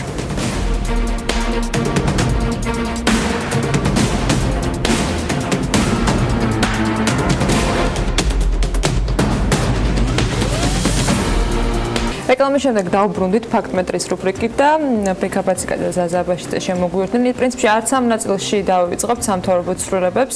გიორგი კვირიკაშვილის წასვლასთან დაკავშირებით გაკეთებული განცხადებიდან რამდენიმე წუთში უკვე ყოფილმა ეკონომიკის მინისტრმა დიმიტრი ქუმციშვილმა სოციალურ ქსელში დაწერა, რომ კვირიკაშვილმა 2,8%-იანი ეკონომიკური ზრდით ჩაიპარა ქვეყანა და 6,9%-იანი ზრდით დატოვა. სწორედ ამ თემას, მის განცხადებას და მის სიმართლესთან თავსებოდებას განვიხილავთ დღეს სტუდიაში, როგორც გითხარით. ბექა და ზაზა ტრადიციულად ჩვენთან ერთად არიან და გსტუმრობს ასევე ეგნატე შამუგია, ფაქტ-ჩეკის ამ ანალიზის ავტორი. მოგესალმებით, მადლობა სტუმრობისათვის. ზაზა დანარჩენზე გითმობ უკვე ასპარეზს. მოგესალმებით, მე ანა მართალი ხარ, პრინციპში ჩვენ გვინდა თუ არ გვინდა, მაინც მოგვიწევს გიორგი კვირიკაშვილის მმართველობის შეფასება ამ შემთხვევაში ეკონომიკური ზრდის კუთხიდან და რაშიც ჩვენ ეგნატე დაგვეხმარება, როგორც ჩვენ უკვე ახსენე. მაშ ასე დიმიტრი ქუმციშვილმა განაცხადა, რომ ღარიბაშვილის წასვლის შემდეგ და მამუკა ბახტაძის ჩაბარების პერიოდში ეს პარამეტრები ძალიან განსხვავებული იყო ერთმანეთისგან და დაახლოებით 3-ჯერ აღემატებოდა გიორგი კვირიკაშვილის თანამდებობიდან გადადგომის შემდეგ ეკონომიკური ზრდის მაჩვენებელი. მე თავშივე გეტყვით რომ ფაქტ-ჩეკინგ ამ ეს განცხადება ნახევრად სიმართლედ შეაფასა და თუ რატო ამას უკვე ეგნატე შამუგიაგოტოს რომელიც სტუდიაში იმყოფება ეგნატე კიდევ ერთხელ მადლობა მობრძანებისთვის და რატომ დაუწერეთ დიმიტრი ქუმსიშვილს ნახევრად სიმართლეს სად მოიტყუა პირველ რიგში მოგესალმებით ვერდიქტთან დაკავშირებით რაც ნახევრად სიმართლეა განაპირობა იმ გარემოებამ რომ დიმიტრი ქუმსიშვილი კი ახსენებს ეკონომიკური ზრდას 6.5%-ს მაგრამ ამ შემთხვევაში ეს ციფრი არის აპრილისთვის წინასწარი შეფასების თვალსაზრისით საპროგნოზო მონაცემი ანუ კონკრეტულად ერთი თვის მონაცემი შესაბამისად ეკონომიკური ზრდა ითვლება ან კვარტალურად ან წლიურად და არა ერთი თვის მიხედვით ერთი თვის შეფასებით რაღაც ეკონომიკური ზრდის და ამ ფარგლებში საუბრით ერთი თვის მონაცემით მით უმეტეს ეკონომიკის მინისტრისთვის საკმაოდ არარელევანტური და 2.8% არის ის პერიოდი როდესაც ღარიბაშვილი წავიდა თავის თანამდებობიდან ანუ წლიური მაჩვენებელია ხოლო 6.5% არის ერთი თვის საპროგნოზო მაჩვენებელი ესაა 2018 წლის აპრილის თვის წინასწარი შეფასებით საპროგნოზო მაჩვენებელი, რომელსაც საქსტატის შემდგომ ეკონომიკური ზრდის პროგნოზისთვის ყოველთვიურად რამდენიმე მსხვილი საწარმოს ბრუნვის დაკვირვებით ახორციელებს წინასწარ შეფასებას და სწორედ ეს გამოიყენა ამ მაჩვენებლით შეაფასა კვირიკაშვილის წასვლის პერიოდში არსებული ეკონომიკური ზრდა, რომელიც შეგვიძლია ვთქვათ, რომ საკმაოდ არაკომპეტენტური და არარელევანტურია. ან მანიპულაციას ექვემდებარებოდა ამ შემთხვევაში. იმიტომ რომ კიდევ ერთხელ გავიმეორებ, მას შეეძლო ამ პერიოდში თქვა მაგალითად პირველი კვარტლის მონაცემი ან ლიანად 2017 წლის ხო არც აი ამ შემთხვევაში თუ კი ჩვენ გადავალთ იმ ნაწილზე რაც უნდა ეთქვა მას მაგალითად 2017 წელი რა ვითარება იქნებოდა ამ შემთხვევაში როგორი იქნებოდა რამდენად იქნებოდა ზრდა იმის საწყის პერიოდთან დაკავშირებით 2017 წლის რეალური მუშაკის ზრდა წინასწარი შეფასებით ეს არის 5% და როდესაც გიორგი კვირიკაშვილი პრემიერ-მინისტრი გახდა ის 2015 წლის დეკემბერში გახდა ამ დროს იყო 2.9% ეკონომიკური ზრდა მისი პრემიერობის პირველ წელს 2016 წელს იყო უკვე დაიწია და 2.8% ძირითადად 2017 წლის ეკონომიკური ზრდა 2016 წელთან შედარებით უფრო მაღალი 5%-იანი ზრდა როგორც ჩანს ნაკლებად უკავშირდება კონკრეტულად პრემიერ-მინისტრის საქმიანობას მისი ამ პოსტზე ყოფნისას ან თუნდაც მთავრობის საქმიანობას იმ მარტივი მიზეზებიდან გამომდინარე რომ ზრდის განმაპირობებელი მთავარი ფაქტორი არის რეგიონში საერთოდ ეკონომიკური ზრდა და არა მარტო რეგიონში მსოფლიოში ეკონომიკური ზრდა მსოფლიოში 2017 წელს ეკონომიკური ზრდის თვალსაზრისით მდგომარეობა გაუმჯობესდა და მათ შორის მდგომარეობა მნიშვნელოვნად გაუმჯობესდა ისეთ რეგიონის ისეთ ქვეყნებთან რომლებთანაც მჭიდრო სავაჭრო ურთიერთობა გაგვაჩნია და ეს ყველაფერი შემდგომ საგარეო სექტორში აისახა კონკრეტულად მიმდინარე ანგარიშების დეფიციტი რაღაც ისტორიულად ძალიან დაბალი დეფიციტი დაფიქსირდა 2017 წელს 8.7%. ძირითადად როგორც სების შეფასებით ასევე რაც არსებობს მაჩვენებლები და მონაცემები რაც მეტყველებს ერთ-ერთი ძირითადი ფაქტორი იყო ექსპორტის ზრდა რამაც დავუშვათ ექსპორტის ზრდის თვალსაზრისით ამ შემთხვევაში ევროკავშირის ქვეყნებში 13%-იანი ზრდა იყო დსთ-ს ქვეყნებში 60%-იანი და ერთი მნიშვნელოვანი ფაქტორი მაგალითისთვის შეგვიძლია ვთქვათ რუმინეთის შემთხვევა სადაც 2017 წელს ექსპორტის და 104% შეადგენდა ამ ქვეყანაში 2017 წელს საკმაოდ მაღალი იყო ეკონომიკური ზრდა და ის 7% შეადგენდა ასევე თურქეთში არის გაზრდილი ექსპორტის მაჩვენებელი სადაც თურქეთშიც ეკონომიკური ზრდა 7% შეადგენდა მათ შორის სომხეთში ანუ იმ ქვეყნებში სადაც იმ ქვეყნებში სადაც ეკონომიკური ზრდა საკმაოდ მაღალია ამ ქვეყნებში ჩვენ ჩვენი ექსპორტი გაიზარდა და შესაბამისად ამან იქონია ნახევრად სიმართლე არის ციფრები იყო სწორი ჩვენს ეკონომიკურ ზრდაზე ვერდიქტთან დაკავშირებით რაც შეეხება დიმიტრი ქუმსიშვილი მის განცხადებაში ასახელებს კონკრეტულ ციფრებს ამ შემთხვევაში პირველი მაჩვენებელი რაც არის ანუ კვირიკაშვილის დასაწყისი ეს ემთხვევა მეორე მაჩვენებელი 6.5% არაა ეკონომიკური ზრდა მაგრამ პირველი კვარტლის მონაცემები ეკონომიკური ზრდის საშუალოდ 5.2%-ია ჩვენ ამ შემთხვევაში ვერ შევიდოდით იმ მიზეზებთან და იმ მიზეზების გამოკვლევაში და იმ მიზეზების ანალიზში რამაც გამოიწვია ეკონომიკური ზრდა უბრალოდ ეს ვერ იქონიებდა მის განცხადების ვერდიქტზე გავლენას ჩვენ ცხადია განცხადებაში არსებულ კონკრეტულ მაჩვენებლებს და მათ შედარებას და მათ რელევანტურობას ვამოწმებთ ამის შედეგად ამის მიხედვით გამოგვაქვს ვერდიქტი რიცხვებს მიღმა ანუ ასე შინაარსობრივად ზითად არ აკეთებს ამ კონკრეტულ შემთხვევაში ვერ შევიდოდით იმიტომ რომ ეგ უფრო ვერდიქტის თვალსაზრისით სუბიექტური ახმის რეალურად ანუ სუბიექტურად რა ვთქვათ მისი განცხადება რაზეც იყო რასაც ის მიანიშნებდა რამდენად არის ეს სიმართლე ანუ ის რომ გიორგი კვირიკაშვილის პრემიერობის დროს რეალურად ეკონომიკური ზრდის მაჩვენებელი საქართველოში გაზრდილია თუ ამ თვალსაზრისით შევაფასებთ, მაშინ ჩვენ შეგვიძლია ვთქვათ, რომ დიმიტრი ქუმსიშვილის ის ძირითადი აქცენტი და საერთოდ ამ განცხადების მიზანი რაც იყო, რომ მან როგორც შეაფასა ძველი პრემიერი, როგორც ერთ-ერთი კარგი პრემიერი იმ თვალსაზრისით, რომ მან მის დამსახურებით ეკონომიკური ზრდა გვაქვს, ეს ამ შემთხვევაში შეგვიძლია ვთქვათ, რომ დიმიტრი ქუმსიშვილი არ არის მართალი, რადგან იმ რა ფაქტორებმაც, რამაც ეკონომიკური ზრდის მაღალი მაჩვენებელი გამოიწვია 2017 წელს უკავშირდება რეგიონს და არა აი კონკრეტულად მაგალითად ჩვენ შეგვიძლია სების მიერ გამოქვეყნებულ ანგარიშს სადაც 2017 წელია შეფასებული იქ წავიკითხოთ რომ დაუშვათ შიდა მოხმარება ისევ არ გაზრდილა ანუ ქვეყანაში შიდა მოხმარება არ იზრდება და ეს ყველაფერი დაკავშირებული იყო გარედან მოთხოვნის ზრდასთან ვიღოთ ასე რამდენიმე ნაწილად ავყოთ ერთი რიცხვებში ზრდა ფიქსირდება ფაქტი არის რომ რიცხვები არის ამიტომ გამოდის ნახევრად როდესაც ამ რიცხვებზე მსჯელობა მიმდინარეობდა მთელი წინა პერიოდის განმავლობაში იყო მათ შორის რეფორმების დასახელებული ერთ-ერთი გავლენის ფაქტორებად ესტონური მოდელი ბიზნესისათვის სამხედრო ხელშეწყობა და სხვა კიდევ თამდევი საკითხები ამ ნაწილში თქვენ ცალსახად უკავშირებთ ამას რეგიონში და პარტნიორი ქვეყნების ეკონომიკური ზრდის მაჩვენებლების გაზრდას და არა რომელიმე ვთქვათ განხორციელებულ თუ განხორციელების ეტაპზე მყოფ რეფორმას 2017 წელს ამან სწორედ ეს ერთ-ერთი მიზეზი არის იმისა რომ ევროკავშირში შესაბამისად 3%-ით გვაქვს ექსპორტის ზრდა რაც ახსენეთ დავუშვათ თავრობის მიერ გატარებული რეფორმები რაც საგადასახადო ნაწილს უკავშირდებოდა თავრობის ფისკალურ პოლიტიკას უკავშირდებოდა ეს რეფორმები თუნდაც გადასახადების ცვლილება განაკვეთსა და დაბეგვრის ობიექტის ცვლილება ამოქმედდა 2017 წელს, მაგრამ ჩვენ ჯამში როგორ რაღაცა მივიღეთ.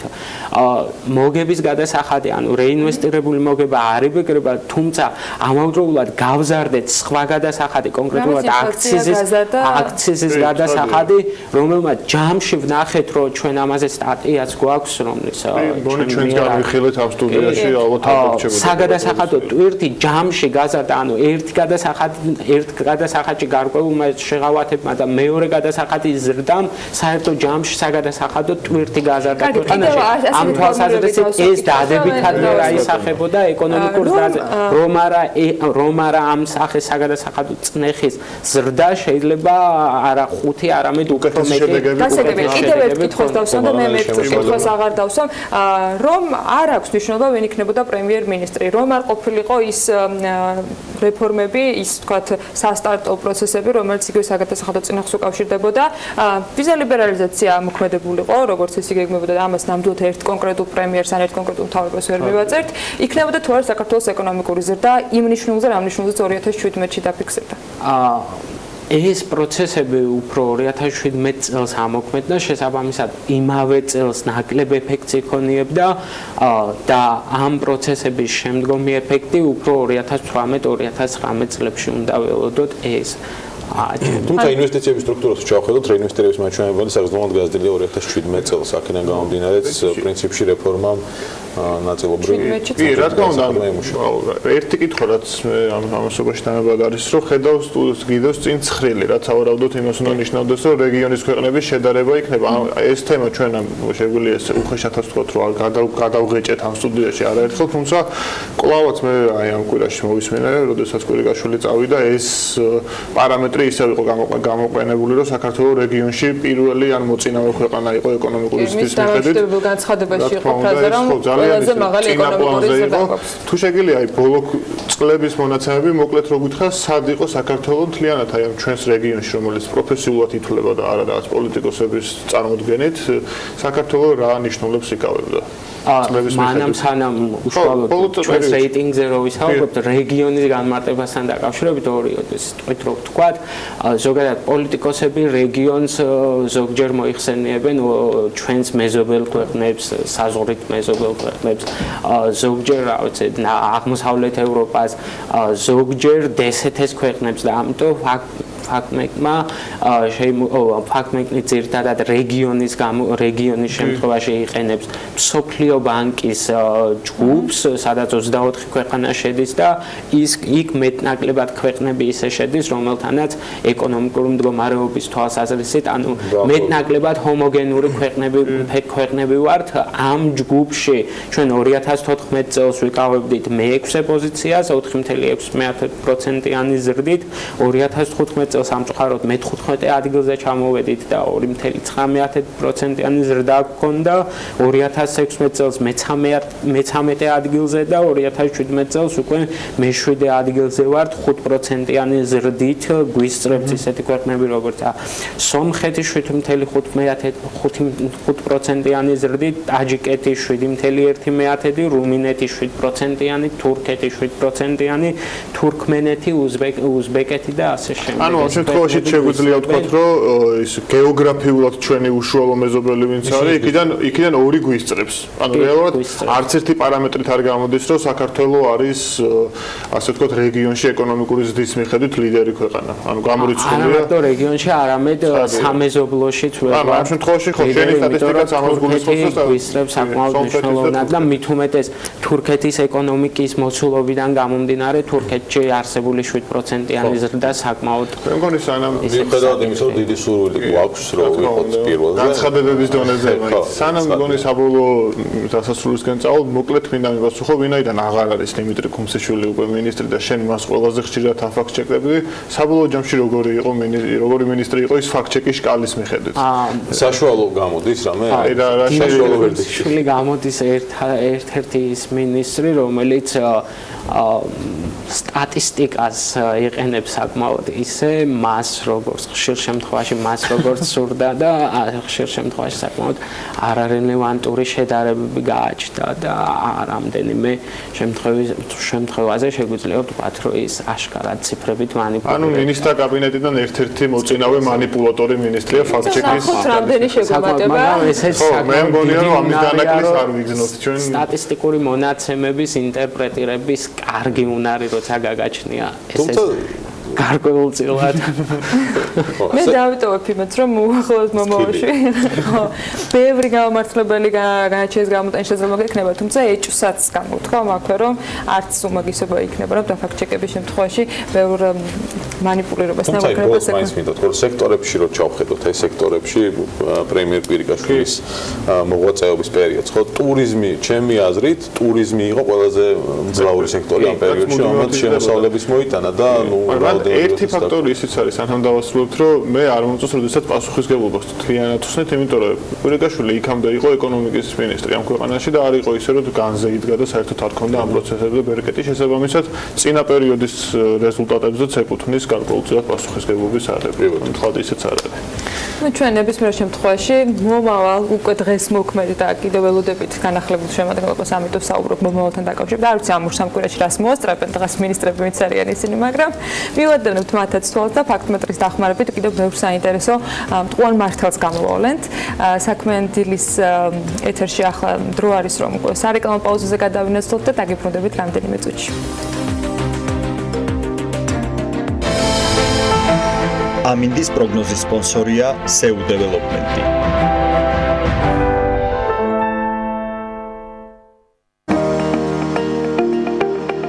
ამინდის პროგნოზის სპონსორია სადაზღვევო კომპანია უნისონი. თავისუფალი დაზღვევა თქვენი სიმშვიდისათვის.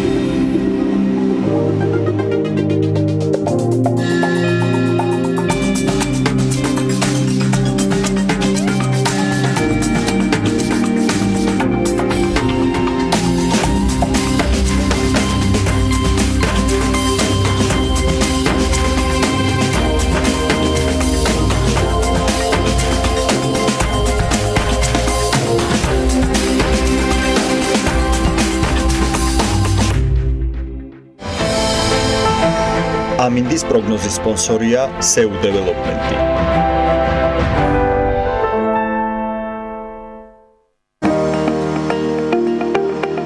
ამინდის პროგნოზის სპონსორია სადაზღვევო კომპანია უნისონი. თავისუფალი დაზღვევა თქვენი სიმშვიდისათვის.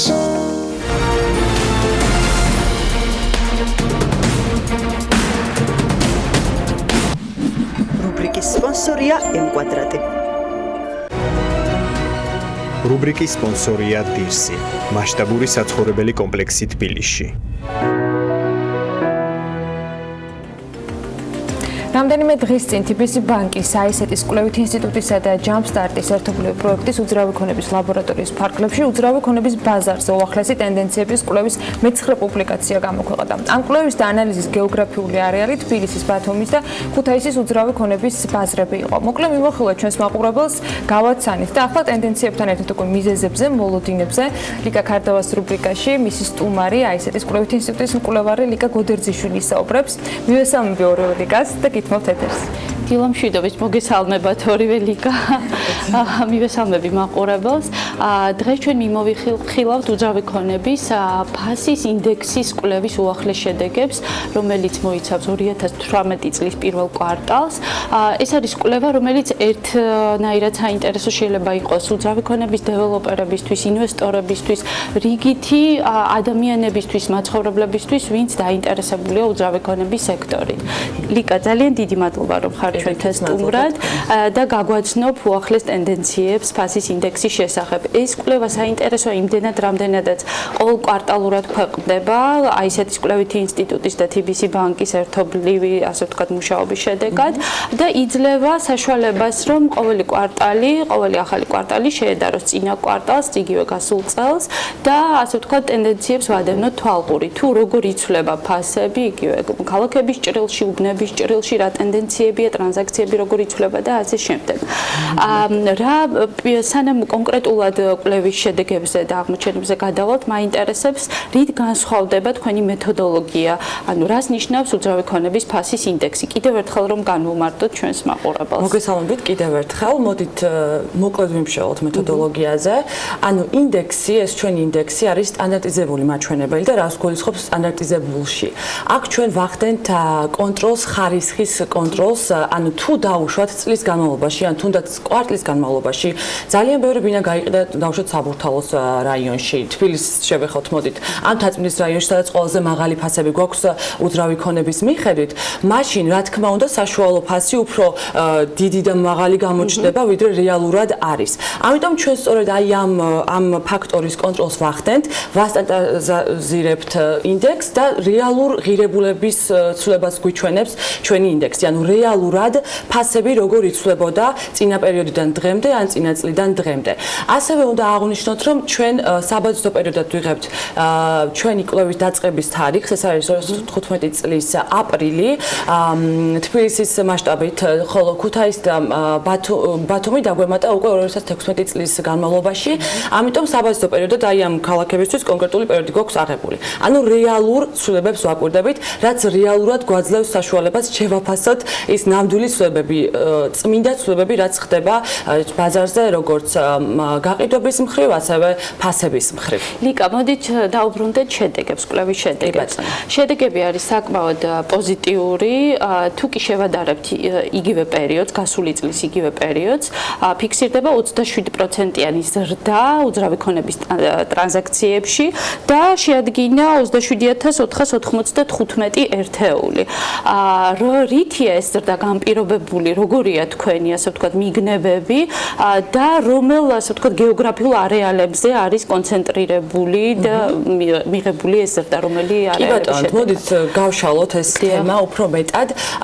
გააქტიურებული და დადებითი ტენდენციები აუცილებლად ხაზი გაუსვათ, რომ არის მხოლოდ ბაზრის აქტიურობიდან გამომდინარე, შეიძლება ფასები, ესე იგი, ჩვენთვის არ იყოს ხელსაყრელი, რომ იზრდება და ზრდის ტენდენცია დაფიქსირდა, მაგრამ აქტიურობას თუ შევეხებით, ანუ ტრანზაქციების რაოდენობას, როდესაც მყიდველი და გამყიდველი თანხმდებიან, რომ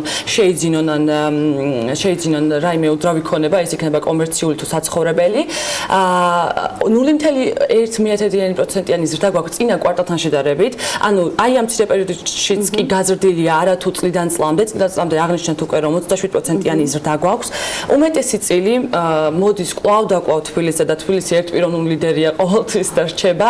31% თუ 27.1%-ია წილი. 1% ზრდა არის 27% თუ შევადარებთ წინა წლისას. დღეს მდგომარეობით 42%-მდეა წილი. ოდნავ შემცირებულია თბილისის წილი, ალბათ შეიძლება ეს იყოს გამოწვეული იქიდან, რომ მთლიანად საქართველოს მასშტაბით არის გააქტიურებული ბაზარი საკმაოდ. აქ გვაქვს 21%-იანი ზრდა. მოდით რეალურად სტრუქტურა იგივე რჩება, ანუ წილების მიხედვით თბილისს მოსდევს აჭარა, მოსდევს კახეთი. თუმცა აჭარაში და სხვა რეგიონებში შედარებით წილობრივად ტრანზაქციები არის შემცირებული. ტრანზაქციები შემცირებულია. რა არის ამის მიზეზი, თქვენ როგორ ახსნათ ამას? ჩვენ კიდევ და კიდევ უფრო მეტად აქცენტს ვაკეთებთ ხოლმე აი ამ სექტორის, მშენებლობის სექტორის სეზონურობაზე. რეალურად ჩვენი სექტორი ძალიან განსხვავდება მთლიანად მშენებლობის, ზოგადად მშენებლობის სექტორისგან, საქართველოში რაღაც სხვადასხვა ტენდენციებს ვაკვირდებით და ამიტომ ხშირად ჩვენ, როდესაც ვცდილობთ რომ ჩავიდეთ უფრო დეტალებში, ვაწყდებით სეზონურობის ფაქტორს, ასე ვთქვათ და ვხსენით სეზონურობა. მხოლოდ სეზონურობით აიხსნება. ამ შემთხვევაში რაც შეგვიძლია დარწმუნებით ვთქვათ, არის ეს. რაც შეეხება ფასების ზრდას, საცხოვრებელი უძრავი ქონების ნაწილში დაფიქსირდა ფასების ზრდა თუ არ ვცდები 5.1%. ეს ზრდა რამ განაპირობა და ძირითადად როგორ პოზიციონირებენ უბნები აი ამ ზრდასთან მიმართებაში? კი ბატონო, ძალიან საინტერესო და აქტუალურია ხოლმე ამ წუთში განხილვა ჩვენი ინდექსის.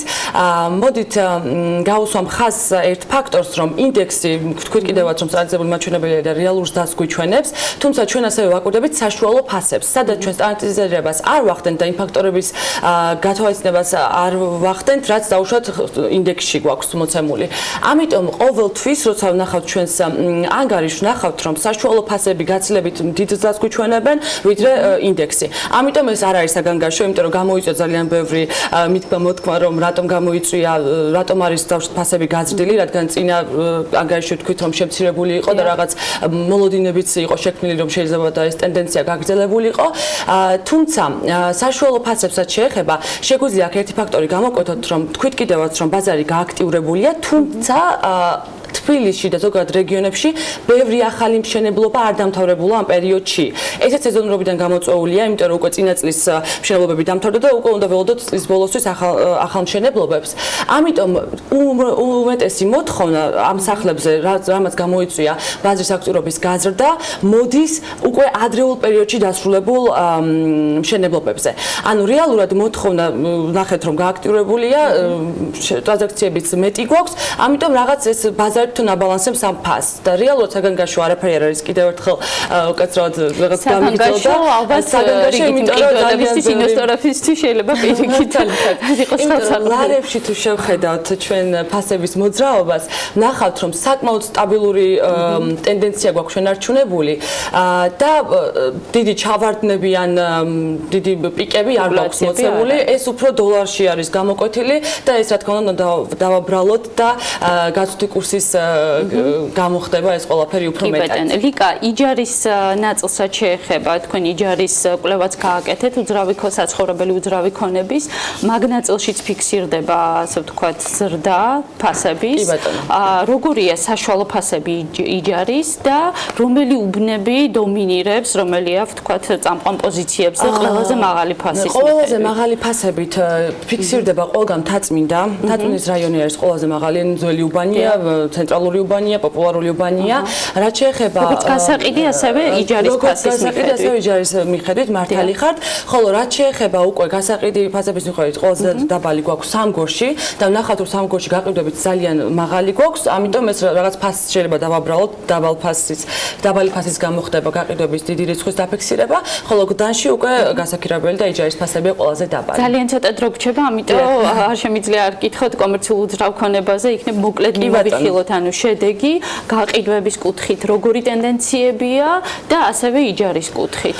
საშუალო გასაყიდ ფასს თუ შევხედავთ კომერციულ უძრავ ქონებაზე, ვნახავთ რომ ზის ტენდენცია ფიქსირდება, ანუ ინარჩუნებს და სტაბილურად დადი არის, როგორც ვნახეთ უკვე ჩვენ წინა ანგარიშებში და ახლანდელ ანგარიშშიც, ხოლო გაქირავების მხრივ გვაქვს კლებადი ტენდენცია და დაფიქსირდა ყველაზე დაბალი, მოდით ჩავხედავთ რომ არ შემეშალოს, საშუალო ფასი გასაქირავებელი არის 9.32 მიასედი 1 კვადრატულ მეტრზე, ხოლო გასაყიდი არის $1142. ჩვენ დოლარებ მიუხედავად იმისა, რომ რეგულაციები გვალდებულებენ ლარებში გქონდეს მოცემული ფასები, მაინც დოლარზე კონცენტრირდებით, რადგან იყო შესაძლებელი ჩვენი წინანდელი და ახლანდელი ანგარიშები. გასაგებია. ძალიან დიდი მადლობა სტუმრობისთვის. ლიკა ველოდებით მომდევნო შედეგებს, შემდეგი კვარტლის კვლევის შედეგებს.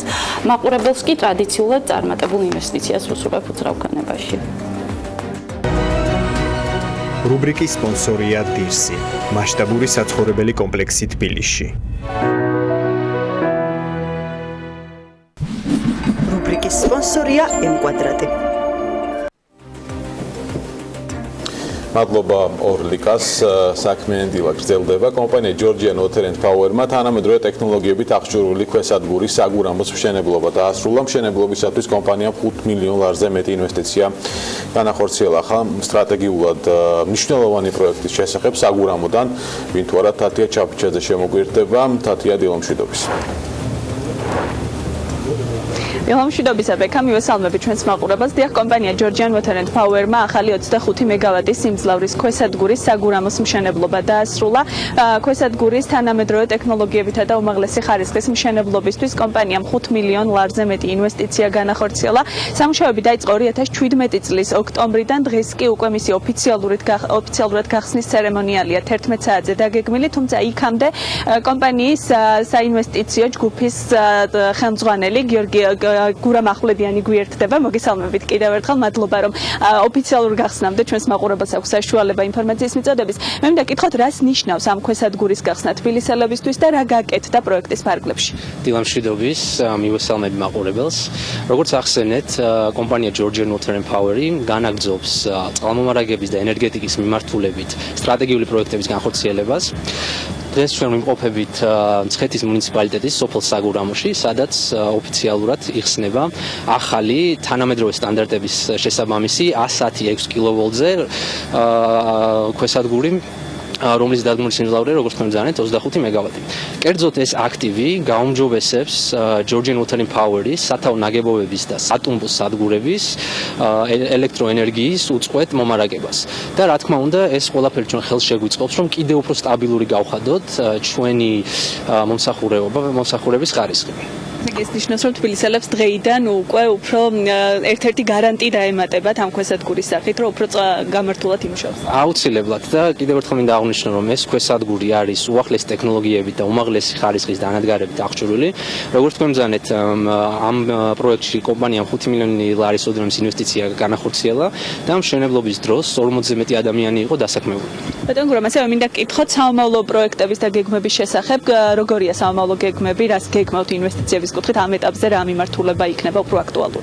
დიახ, ჩვენი გუნდი რეალურად ინვესტიციას უყურებს ასე გრძელვადიან ჰორიზონტში და დღეს ჩვენ საკმაოდ ამბიციური გეგმა გვაქვს. მოგახსენებთ, რომ არსებული სამწლიანი დროს განმავლობაში კომპანია 200 მილიონ ლარზე მეტის ინვესტიციას განახორციელებს არსებული ინფრასტრუქტურის გაუმჯობესებაში და არაერთ მნიშვნელოვანი პროექტის დაფინანსებასაც ვაპირებთ. ძალიან დიდი მადლობა წარმატებებს გისურვებთ თქვენც და კომპანია GVP-საც. მე შეგახსენებ ჩვენს მაყურებელს კიდევ ერთხელ ვეტყვი, რომ ქვესადგური საგურამოს გახსნა ოფიციალურად 11 საათზე დაიწყება. აქ კომპანიის ხელმძღვანელ პირებთან ერთად მთავრობის წევრებსაც ელოდებიან. მადლობა თათიას ჩართვისთვის და ინფორმაციისათვის. მე მუდმივ წყლიან დღეებს გისურვებთ და უწყლობის არიდებას საქმე დღეს კი ამით ვასრულებთ. ხვალდირის 8 საათი შეხვდებით ერთმანეთს, იქამდე ქალების ნარატივია. პირველ ეთერში ზუსტად 11-ზე და რა თქმა უნდა ზუსტად 3-ზე საქმის კურსის ეთერი გელოდებათ ბექაბაცი გადასა და დათო ჯალაღონიასთან ერთად. დროებით.